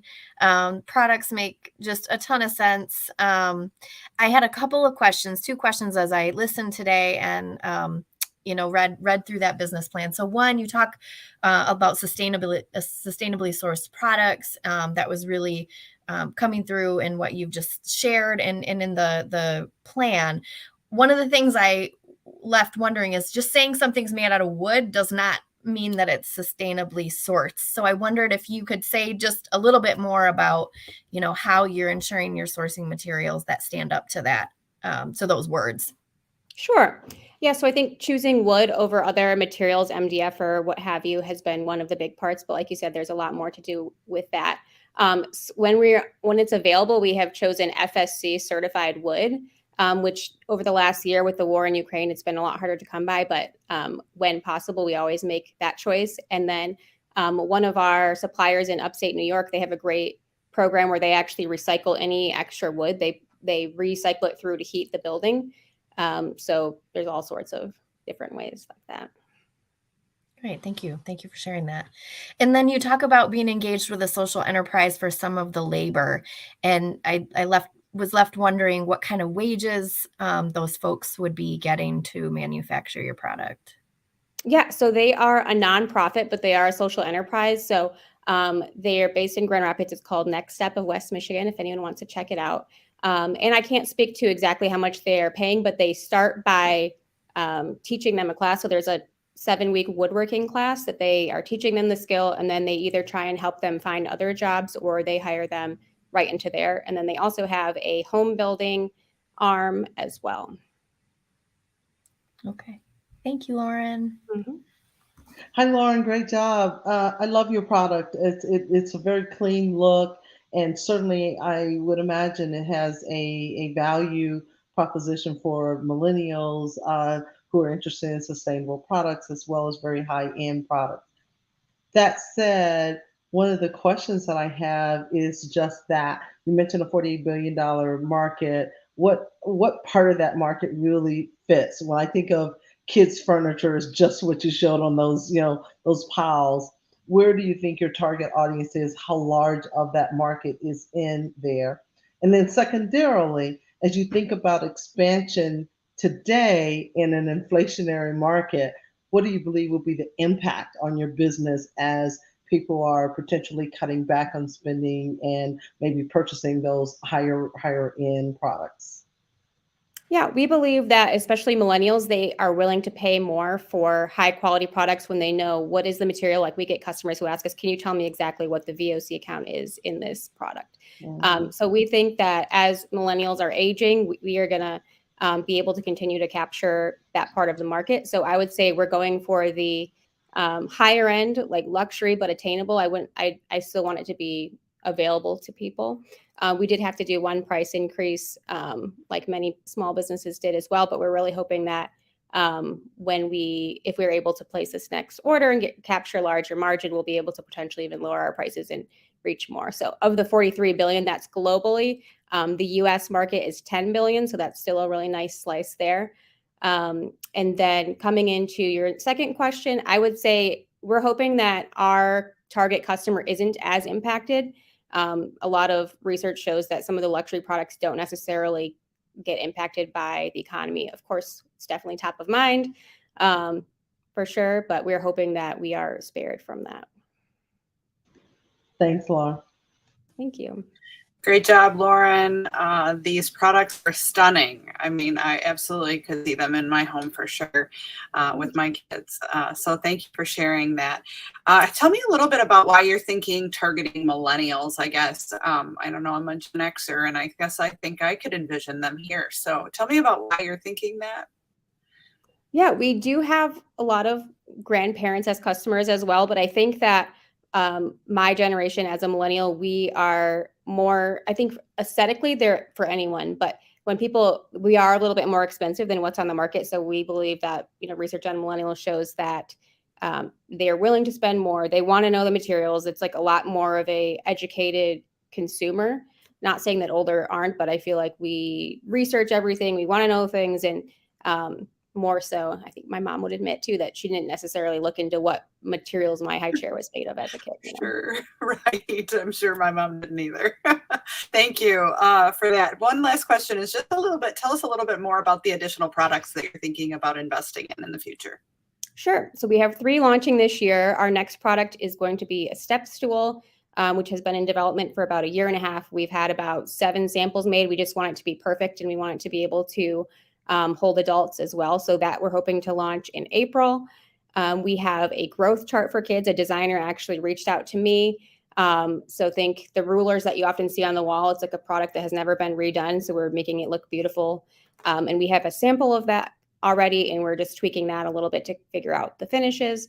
And then we also are launching cutting boards this year. So trying to get some lower price point products on our website so we can introduce people into the brand family at a lower cost. And then next year, we hope to launch a baby lounger that we're working on. So another strategy there is to get in front of the parent earlier in the life cycle, getting on baby registries and that sort of thing. And then we have a table and chairs in development.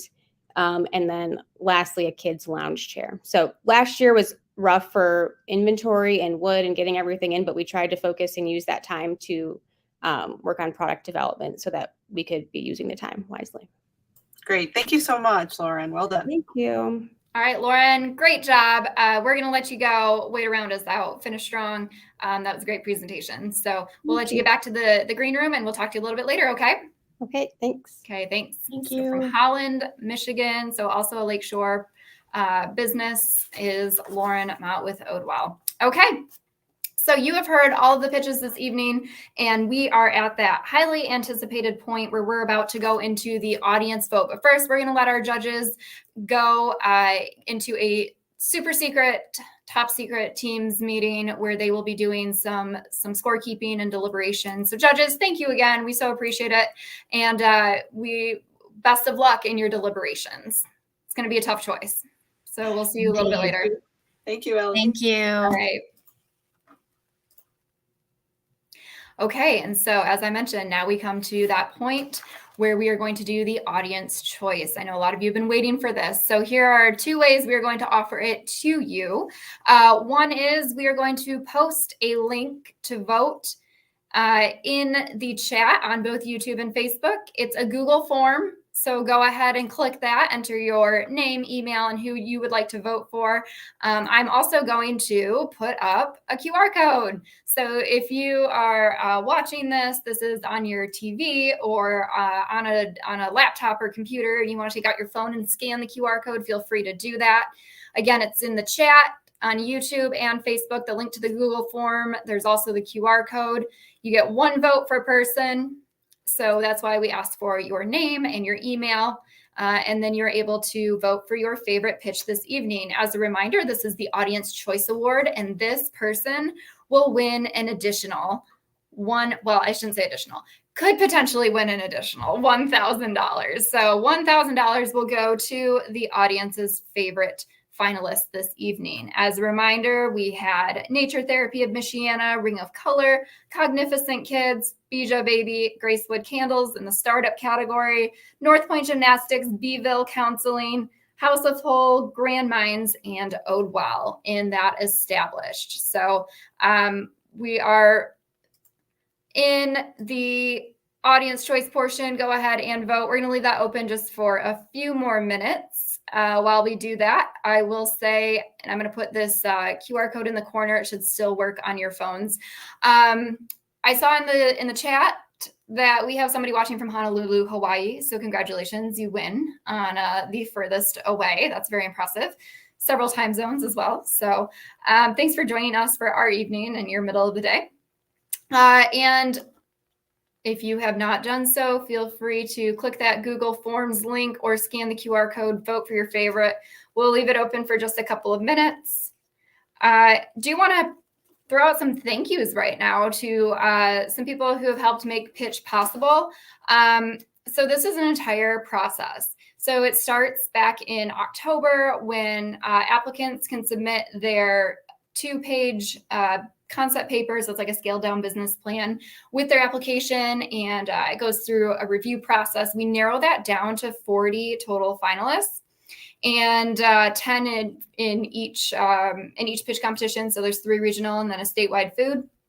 Then they're paired with a coach and a mentor. And so we want to take a moment and thank our coaches. So thank you, our coaches for West Michigan. They're on this list here. So you can see if you know these people, feel free to give them a shout out, or next time you see them, say, hey, I saw you were a coach for WomanUp and Pitch. Way to go. Because all of these women tonight did a fantastic job. So the coaches help them not only with their pitch, but also with a 10-page business plan. And as we mentioned, that 10-page business plan score is going to account for 60% of the total score.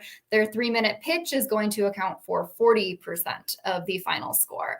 So that's how those scores are tabulated. And if you have not done so, feel free to scan the QR code up there in the corner or click the link in the chat to the Google form to vote for the audience choice winner. That person will win $1,000. Potentially, if that person wins first place as well for the cash prize, they could walk away with $11,000. So that's pretty good for this evening. So thank you to our coaches again. When they're working with their coaches, they're working on that business plan and their pitch. They also go through a pitch preparation workshop. And so I want to give a shout out to our longtime partner in that, Jennifer Maxon and Associates did the West Michigan one this year. So thank you so much, Jennifer, and your team always do such a fantastic job. It shows tonight, just helping put a story together and conveying everything in 3 minutes, which really is not a lot of time. So everybody just did such a fantastic job. Thank you, Jennifer, and your team. And we have voting open for about 1 more minute. So you have about 1 more minute. I see a few more responses coming in. 1 more minute to vote for your, ooh, it's close. It is close. So if you have not voted yet, make sure you do that. Scan the QR code or click the Google Forms link that was put in the chat. About 1 more minute until we close voting. So right now, what I would like to do is give you a little bit of a taste of what the finalists go through, what they're feeling, what they experience. We have one of our previous finalists and a first place winner from last year's pitch competition in West Michigan, Sandy Jonick with You Plant Landscape Designs. I was able to sit down with Sandy a little earlier this week and talk to her a little bit about her pitch experience last year. And so we are going to go ahead and hear from Sandy. Watch this. I guess first things first, tell us a little bit about your business. You plant landscape designs. I think that tells me a little bit of something in there with the landscape. But tell me exactly what it is that you do and how did you get into it? Sure. So I kind of got into it. I've been in the green industry for many years. I owned a flower shop for 13 years. So very familiar with plants and flowers. And I sold my shop, moved to Grand Rapids, and went to work for a landscape company as a landscape designer. It was just, I felt like the next step in my green industry career. So after I worked there for a while, and received a lot of phone calls from homeowners asking if they could just purchase a design, I realized very quickly that the landscape industry doesn't recognize the DIY or do-it-yourself homeowner. Landscape companies want to install the landscape themselves, and that's how they make their money. So there really wasn't anyone out there just providing designs for landscapers to install themselves. So that's where the idea came from.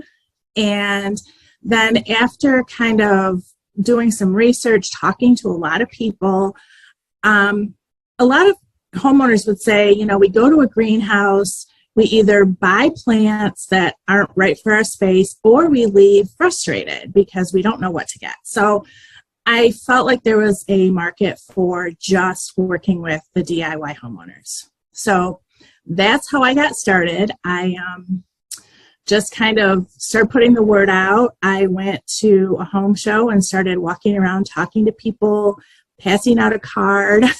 And that next week I started getting business.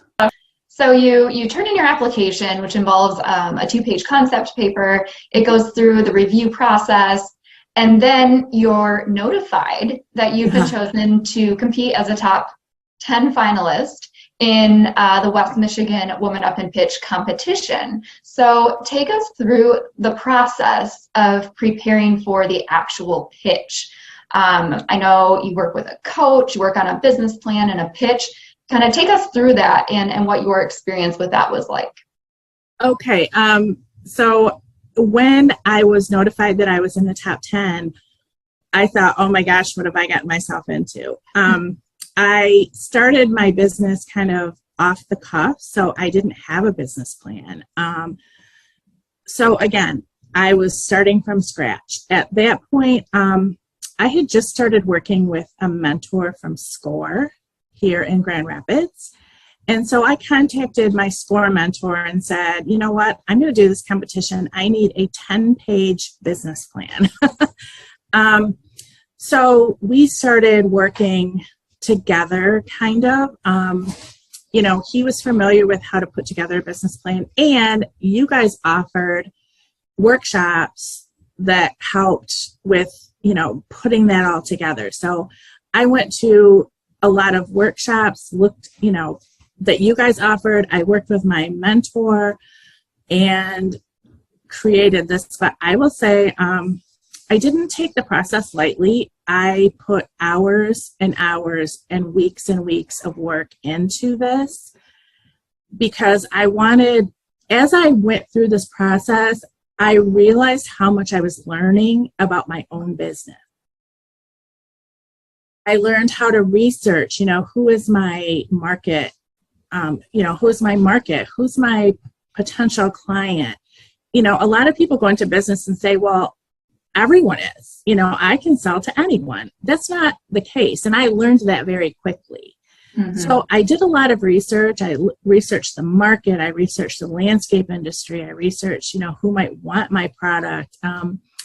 So it was a lot of work, but I learned more than I can even tell you. So the process was amazing. Yeah, and I think what people don't realize is it really is this process. It's not just you apply, find out you're in, and then the next week you pitch. So no. Yeah, there's a lot that goes into it, right? Yeah. Yeah. So I'm going to take you back to last year, almost a year ago, for the West Michigan pitch, the day of the pitch. What were you feeling, and how did you prepare for the event? And I also want to mention that you had a fun twist in that you were down at you pitched from the Home and Garden show at the Boston Convention Center. Yeah. So I remember you saying, I'm going to pitch from the Home and Garden show. And thinking, oh, well, let's test the internet connection. Yeah. It sounds okay because there's people milling around and talking. So take us through that day. What were you feeling and what did you do to prepare? So I really tried to prepare my pitch. I think every person that I've ever met has heard my pitch just to practice. But for me, it was really nerve-wracking because I wasn't sure that my decision to present from my booth at the Home and Garden Show was the right choice. So that added to my nerves a lot. And, I felt like I had done so much work to prepare for this, that this was the last step, So it was just like, okay, I can't blow it now. I'm going to do everything I can. So I did pitch from my booth. I had headphones on. There were people milling around. I had a couple people that were helping me at the booth kind of stand in front so that people couldn't enter the booth during my 3-minute pitch. And then it worked great, but it was kind of funny because as the judges started asking me questions, someone came over the loudspeaker announcing something on the stage. And so, because that was my biggest thing, I'm like, please, it's only 3 minutes. Let me just have, a little bit of silence. But it didn't work out that way. But you know what? Looking back on that now, I would urge everyone to be in their space. When they do their pitch. I felt like it gave me a lot more energy to be I was doing my thing, I was promoting my business. And so I felt like it just really upped my level of anxiety, but my level of energy for that. Okay. I love that.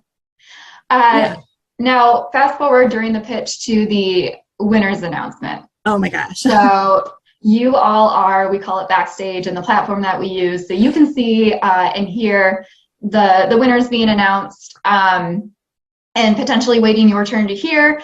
And you're announced as the first place winner of $10,000. I know, right? What was your initial thought? What was your first reaction? I thought, oh my gosh, is this really happening? But more than anything, I felt like, oh my gosh, I don't think I was breathing. So I can actually take a breath. And I think some people, if I recall, some people around you were pretty excited for you as well. Yeah. So there was a lot of, excitement, but for me, it was just like, oh my gosh, I can't believe right away I thought, I can't believe what this is going to do for my business. After I was able to breathe, then I could start to think again, because I don't think anything happened during that time. But, it is exciting and it's an amazing opportunity. And, I felt like I was at the point, if I didn't win anything, I still won, because I learned so much. Oh, shoot, it cut off. Well, she said she learned so much in the process. And so that was really fun to hear that update, a little bit about what Sandy went through last year and maybe what some of the finalists this year were feeling, some of the nerves, but also just enjoying the process and taking away a lot from that. And so right now, we want to give a huge thank you to our sponsor, Consumers Energy Foundation, because this whole pitch competition would not be possible without them. So let's watch this video from Consumers. When you think about caring for your community, what comes to mind? Maybe it's improving education or encouraging workforce development, fighting hunger or eliminating homelessness, preserving the environment, or supporting the arts. Consumers Energy has been giving back to Michigan for well over a century, and since 1990, we have been helping local communities grow and thrive through the Consumers Energy Foundation. Last year, Consumers Energy, our charitable foundation, employees and retirees gave over $19 million to Michigan nonprofit organizations. We're investing in what's most important to Michigan, its people, our planet, and Michigan's prosperity. The Consumers Energy Foundation is committed to ensuring all Michigan residents thrive economically and have access to world-class educational resources. We're focused on creating grants that protect and strengthen the health and sustainability of our state's land, water, and air. And we're dedicated to ensuring Michigan's businesses and communities are growing with world-class resources. For more information on how the Consumers Energy Foundation is caring for our communities, visit consumersenergy.com/foundation.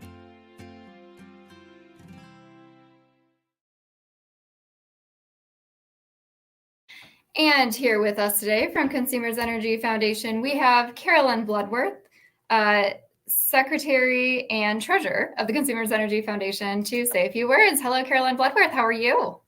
I'm very well. Thanks, Ellie. It's so great to see you and be back again this year.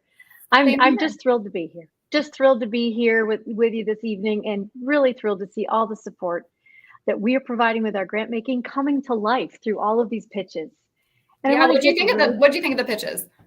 Oh, I think they were terrific. They just get better and better every year. So that I think that's kudos to the coaches and the mentors who prepare everyone for this. I think it just seems to get so much better. I think it's harder to judge, to be honest. I would not want to be a judge. Nope. They've got their job set out for them tonight. So I know you have a few words for us, so I'm gonna let you say those now. Okay, well, thank you. Well, I also want to give a big shout out to my coworker, Julie Hegedus, who is serving as a judge tonight. She's been looking forward to this, and I hope she's really enjoying making those difficult decisions. Better her than me. Well, Consumers Energy is dedicated to ensuring Michigan businesses and communities are growing and thriving. That includes creating opportunities for entrepreneurs who can bring critical new ideas to the table, like those of you that we were fortunate to see tonight. These past couple years have really been a huge challenge for entrepreneurs, and we're really proud that Consumers Energy Foundation was able to provide $400,000 in support of Michigan Women Forward's Michigan Entrepreneur Resilience Fund and the Women's Entrepreneurial Initiative to help women-owned businesses survive during the pandemic and thrive, and also support entrepreneurship for women and minorities. This funding was part of nearly $3 million that we have given to support small business, women and minority-owned small businesses in particular. We know there continues to be more to do, and we are so grateful for all that Michigan Women Forward is doing on behalf of women-owned small business. I checked my records, and I'm really thrilled to say we've contributed more than $1.7 million to Michigan Women Forward, its Women Entrepreneurship Initiative, and other vital programming. We really deeply appreciate the opportunity to be here, and more importantly, participate in tonight's event. I've truly enjoyed hearing the pitches, and I'm really excited to present today's winners. But before we virtually hand out those prizes, I want to thank all of our finalists for sharing their vision and plans for growth. At Consumers Energy, we work for people, the planet, and Michigan's prosperity. And we know that small businesses are critical to a prosperous economy. Thank you again for your pitches. Your hard work will take you a long way and will position our state well for many years to come.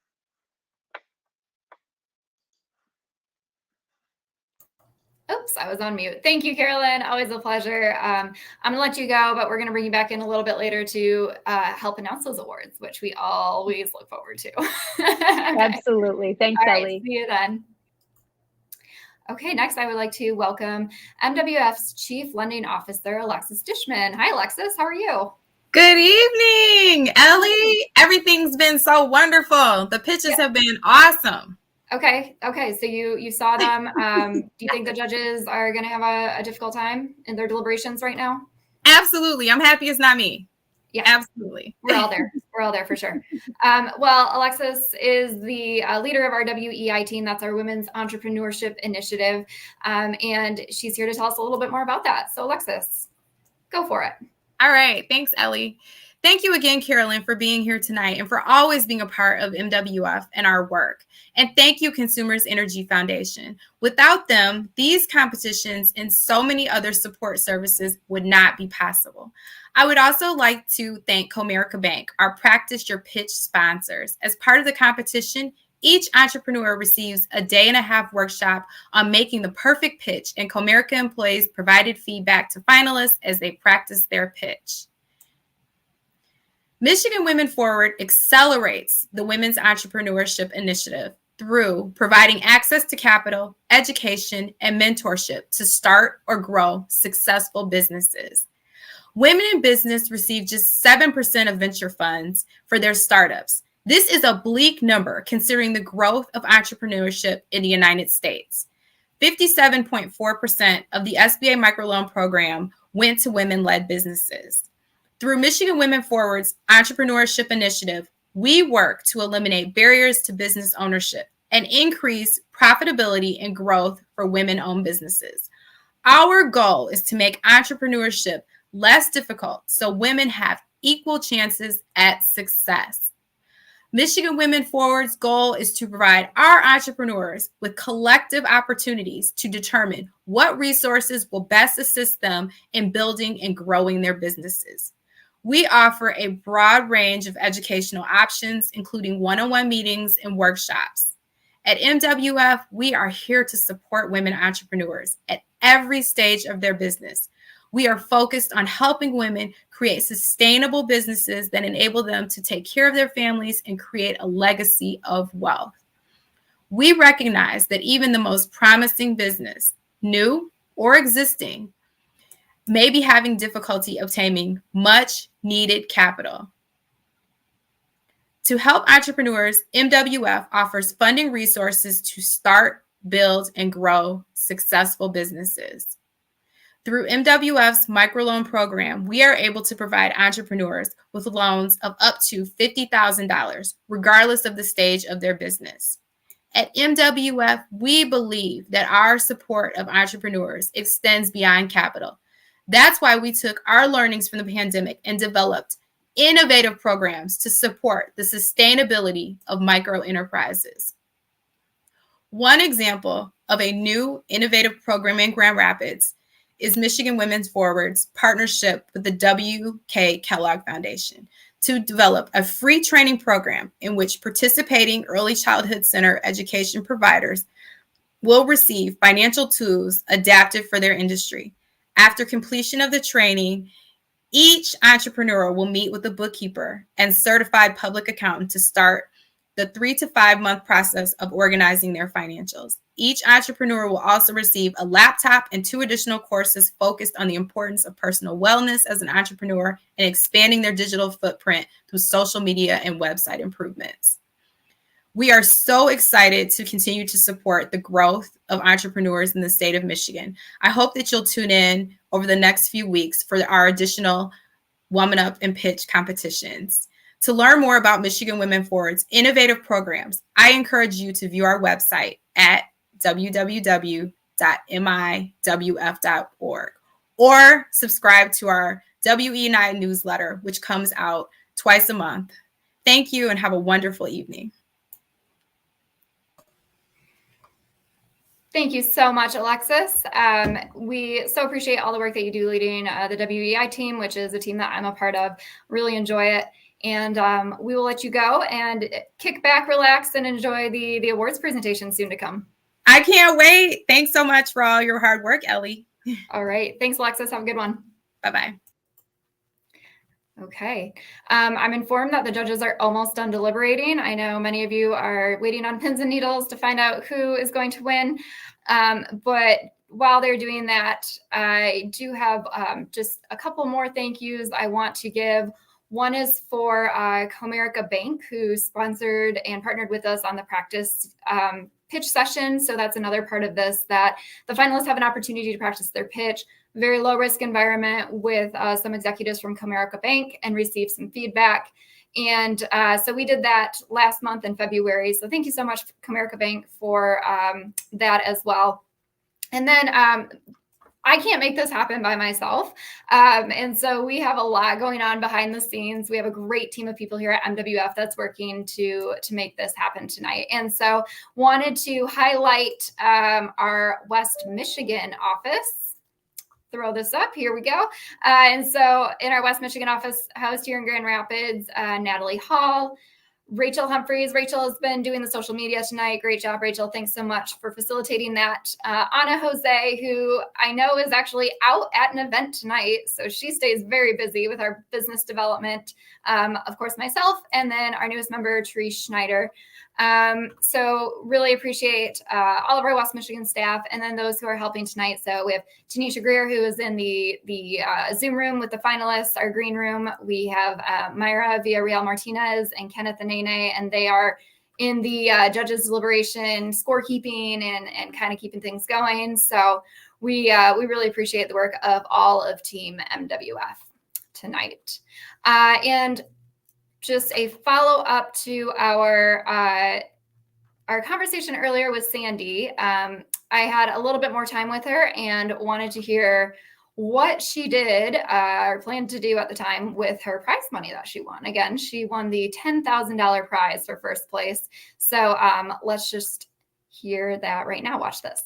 So speaking of that money and investment in your business, what did you do with that $10,000 prize money? Yeah, so I had been, you always have things that you want to do.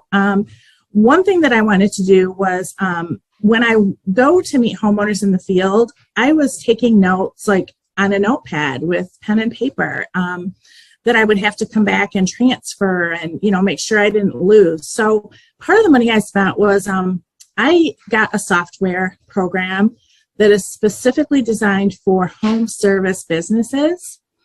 And it allows us to keep track of all of our client information. I was able to purchase iPads to work in the field without my paper and pen because, the minute it would snow or rain or whatever in the spring, everything's wet, right? So I was able to get iPads. I hired a third landscape consultant to help with meeting with clients and designing.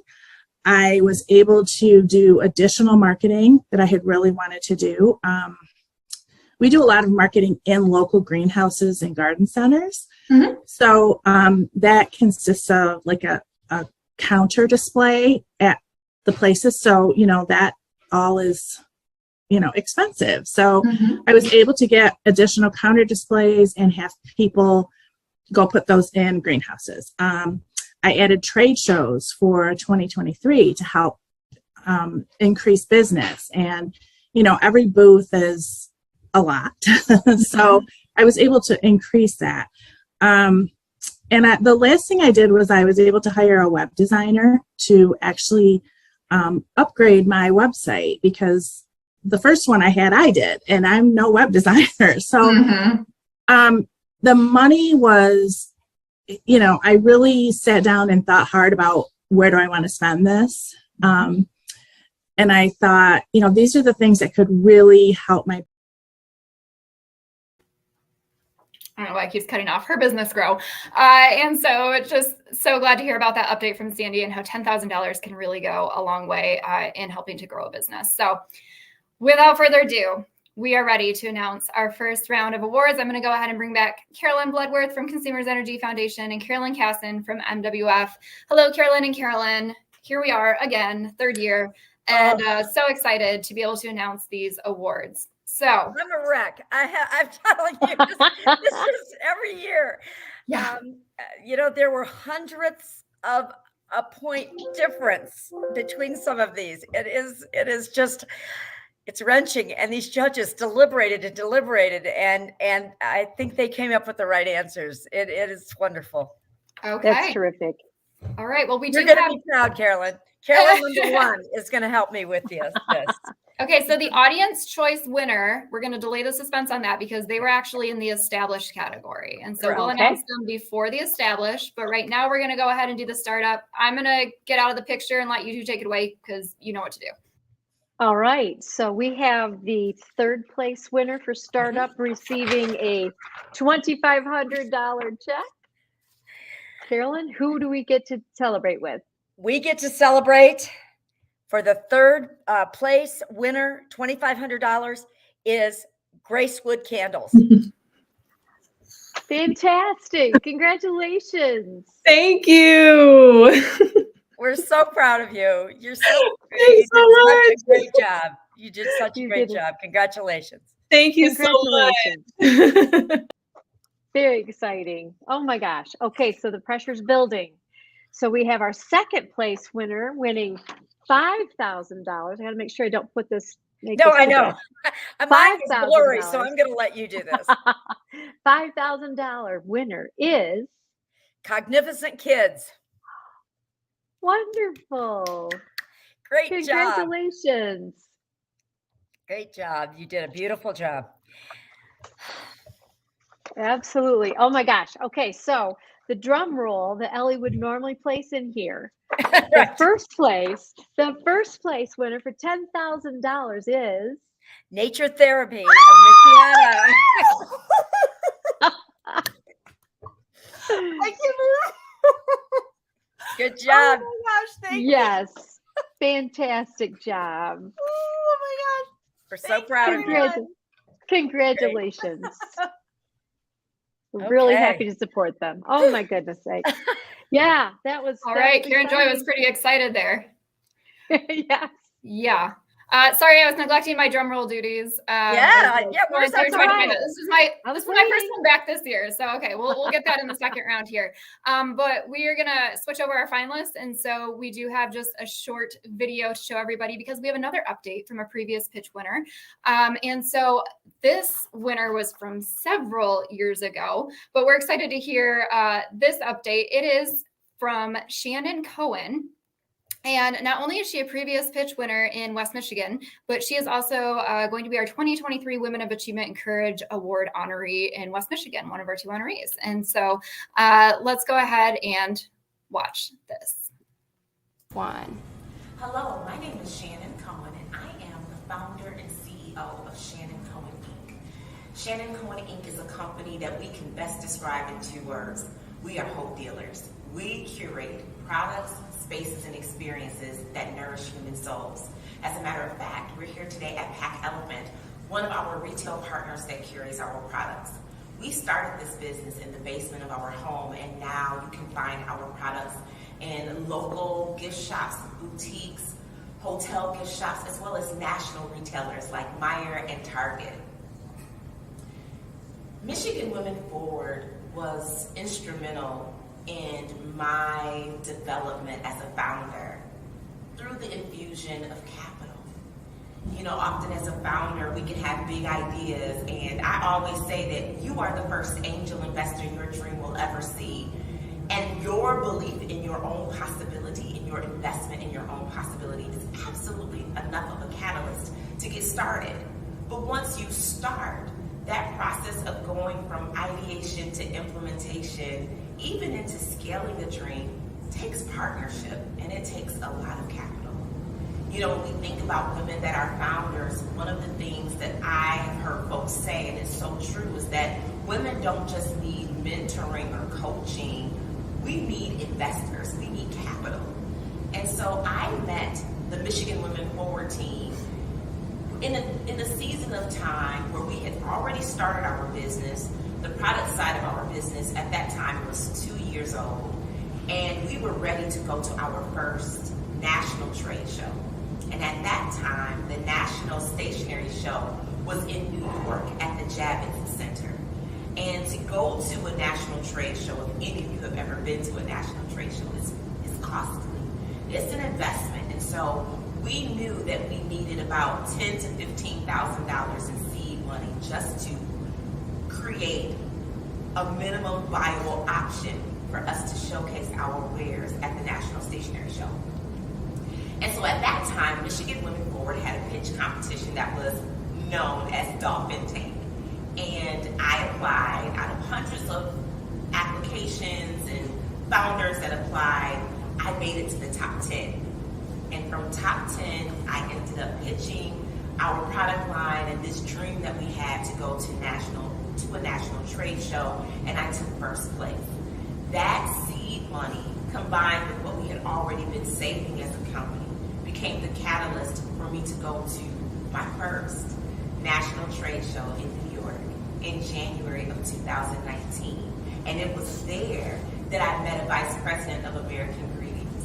And so I am so thankful for the investment, the mission, the vision, the tenacity of Michigan Women Forward, and the belief and investment in women who are leading, loving, and serving in transformational ways as business owners.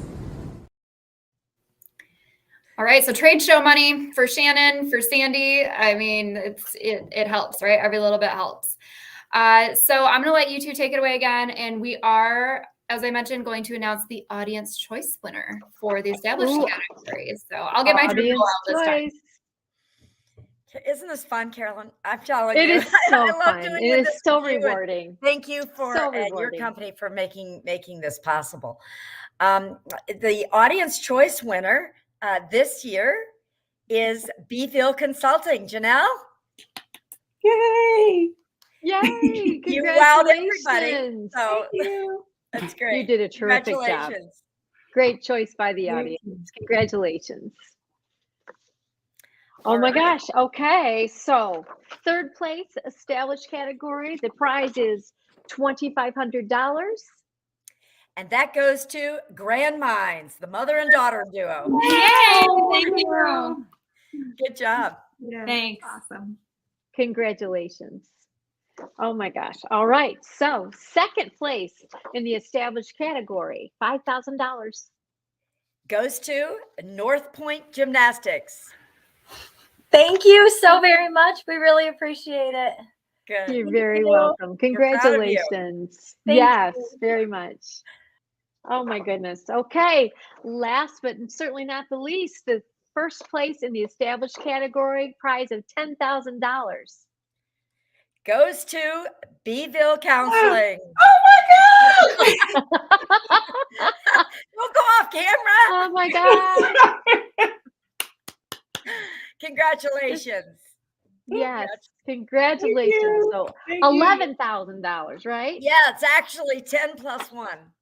10 plus 1. 10 plus 1. Congratulations. Thank you. Congratulations. So everyone is really a winner, aren't they, Carolyn? These are incredible women entrepreneurs, and they're going to do great things. And they're going to do great things because you believed in them. We gave them a chance, and it's pretty exciting. I want to also thank everybody who watched today. That kind of support makes a huge difference. Thank you to our sponsor, Consumers Energy. We could not do this without them. But also thank you to our judges. They did a fantastic job. They took this very, very seriously. Thank you to our coaches and our reviewers, and to all the incredible MWF staff who work on this all year round. This is only possible because of all the support and the volunteer time that people give for this. So if you enjoyed tonight, tune in same time next week, March 9th, and you can listen to 10 more pitches at the Mid-Michigan Pitch Competition. Have a good evening, and go out there and invest in a woman entrepreneur. Good night.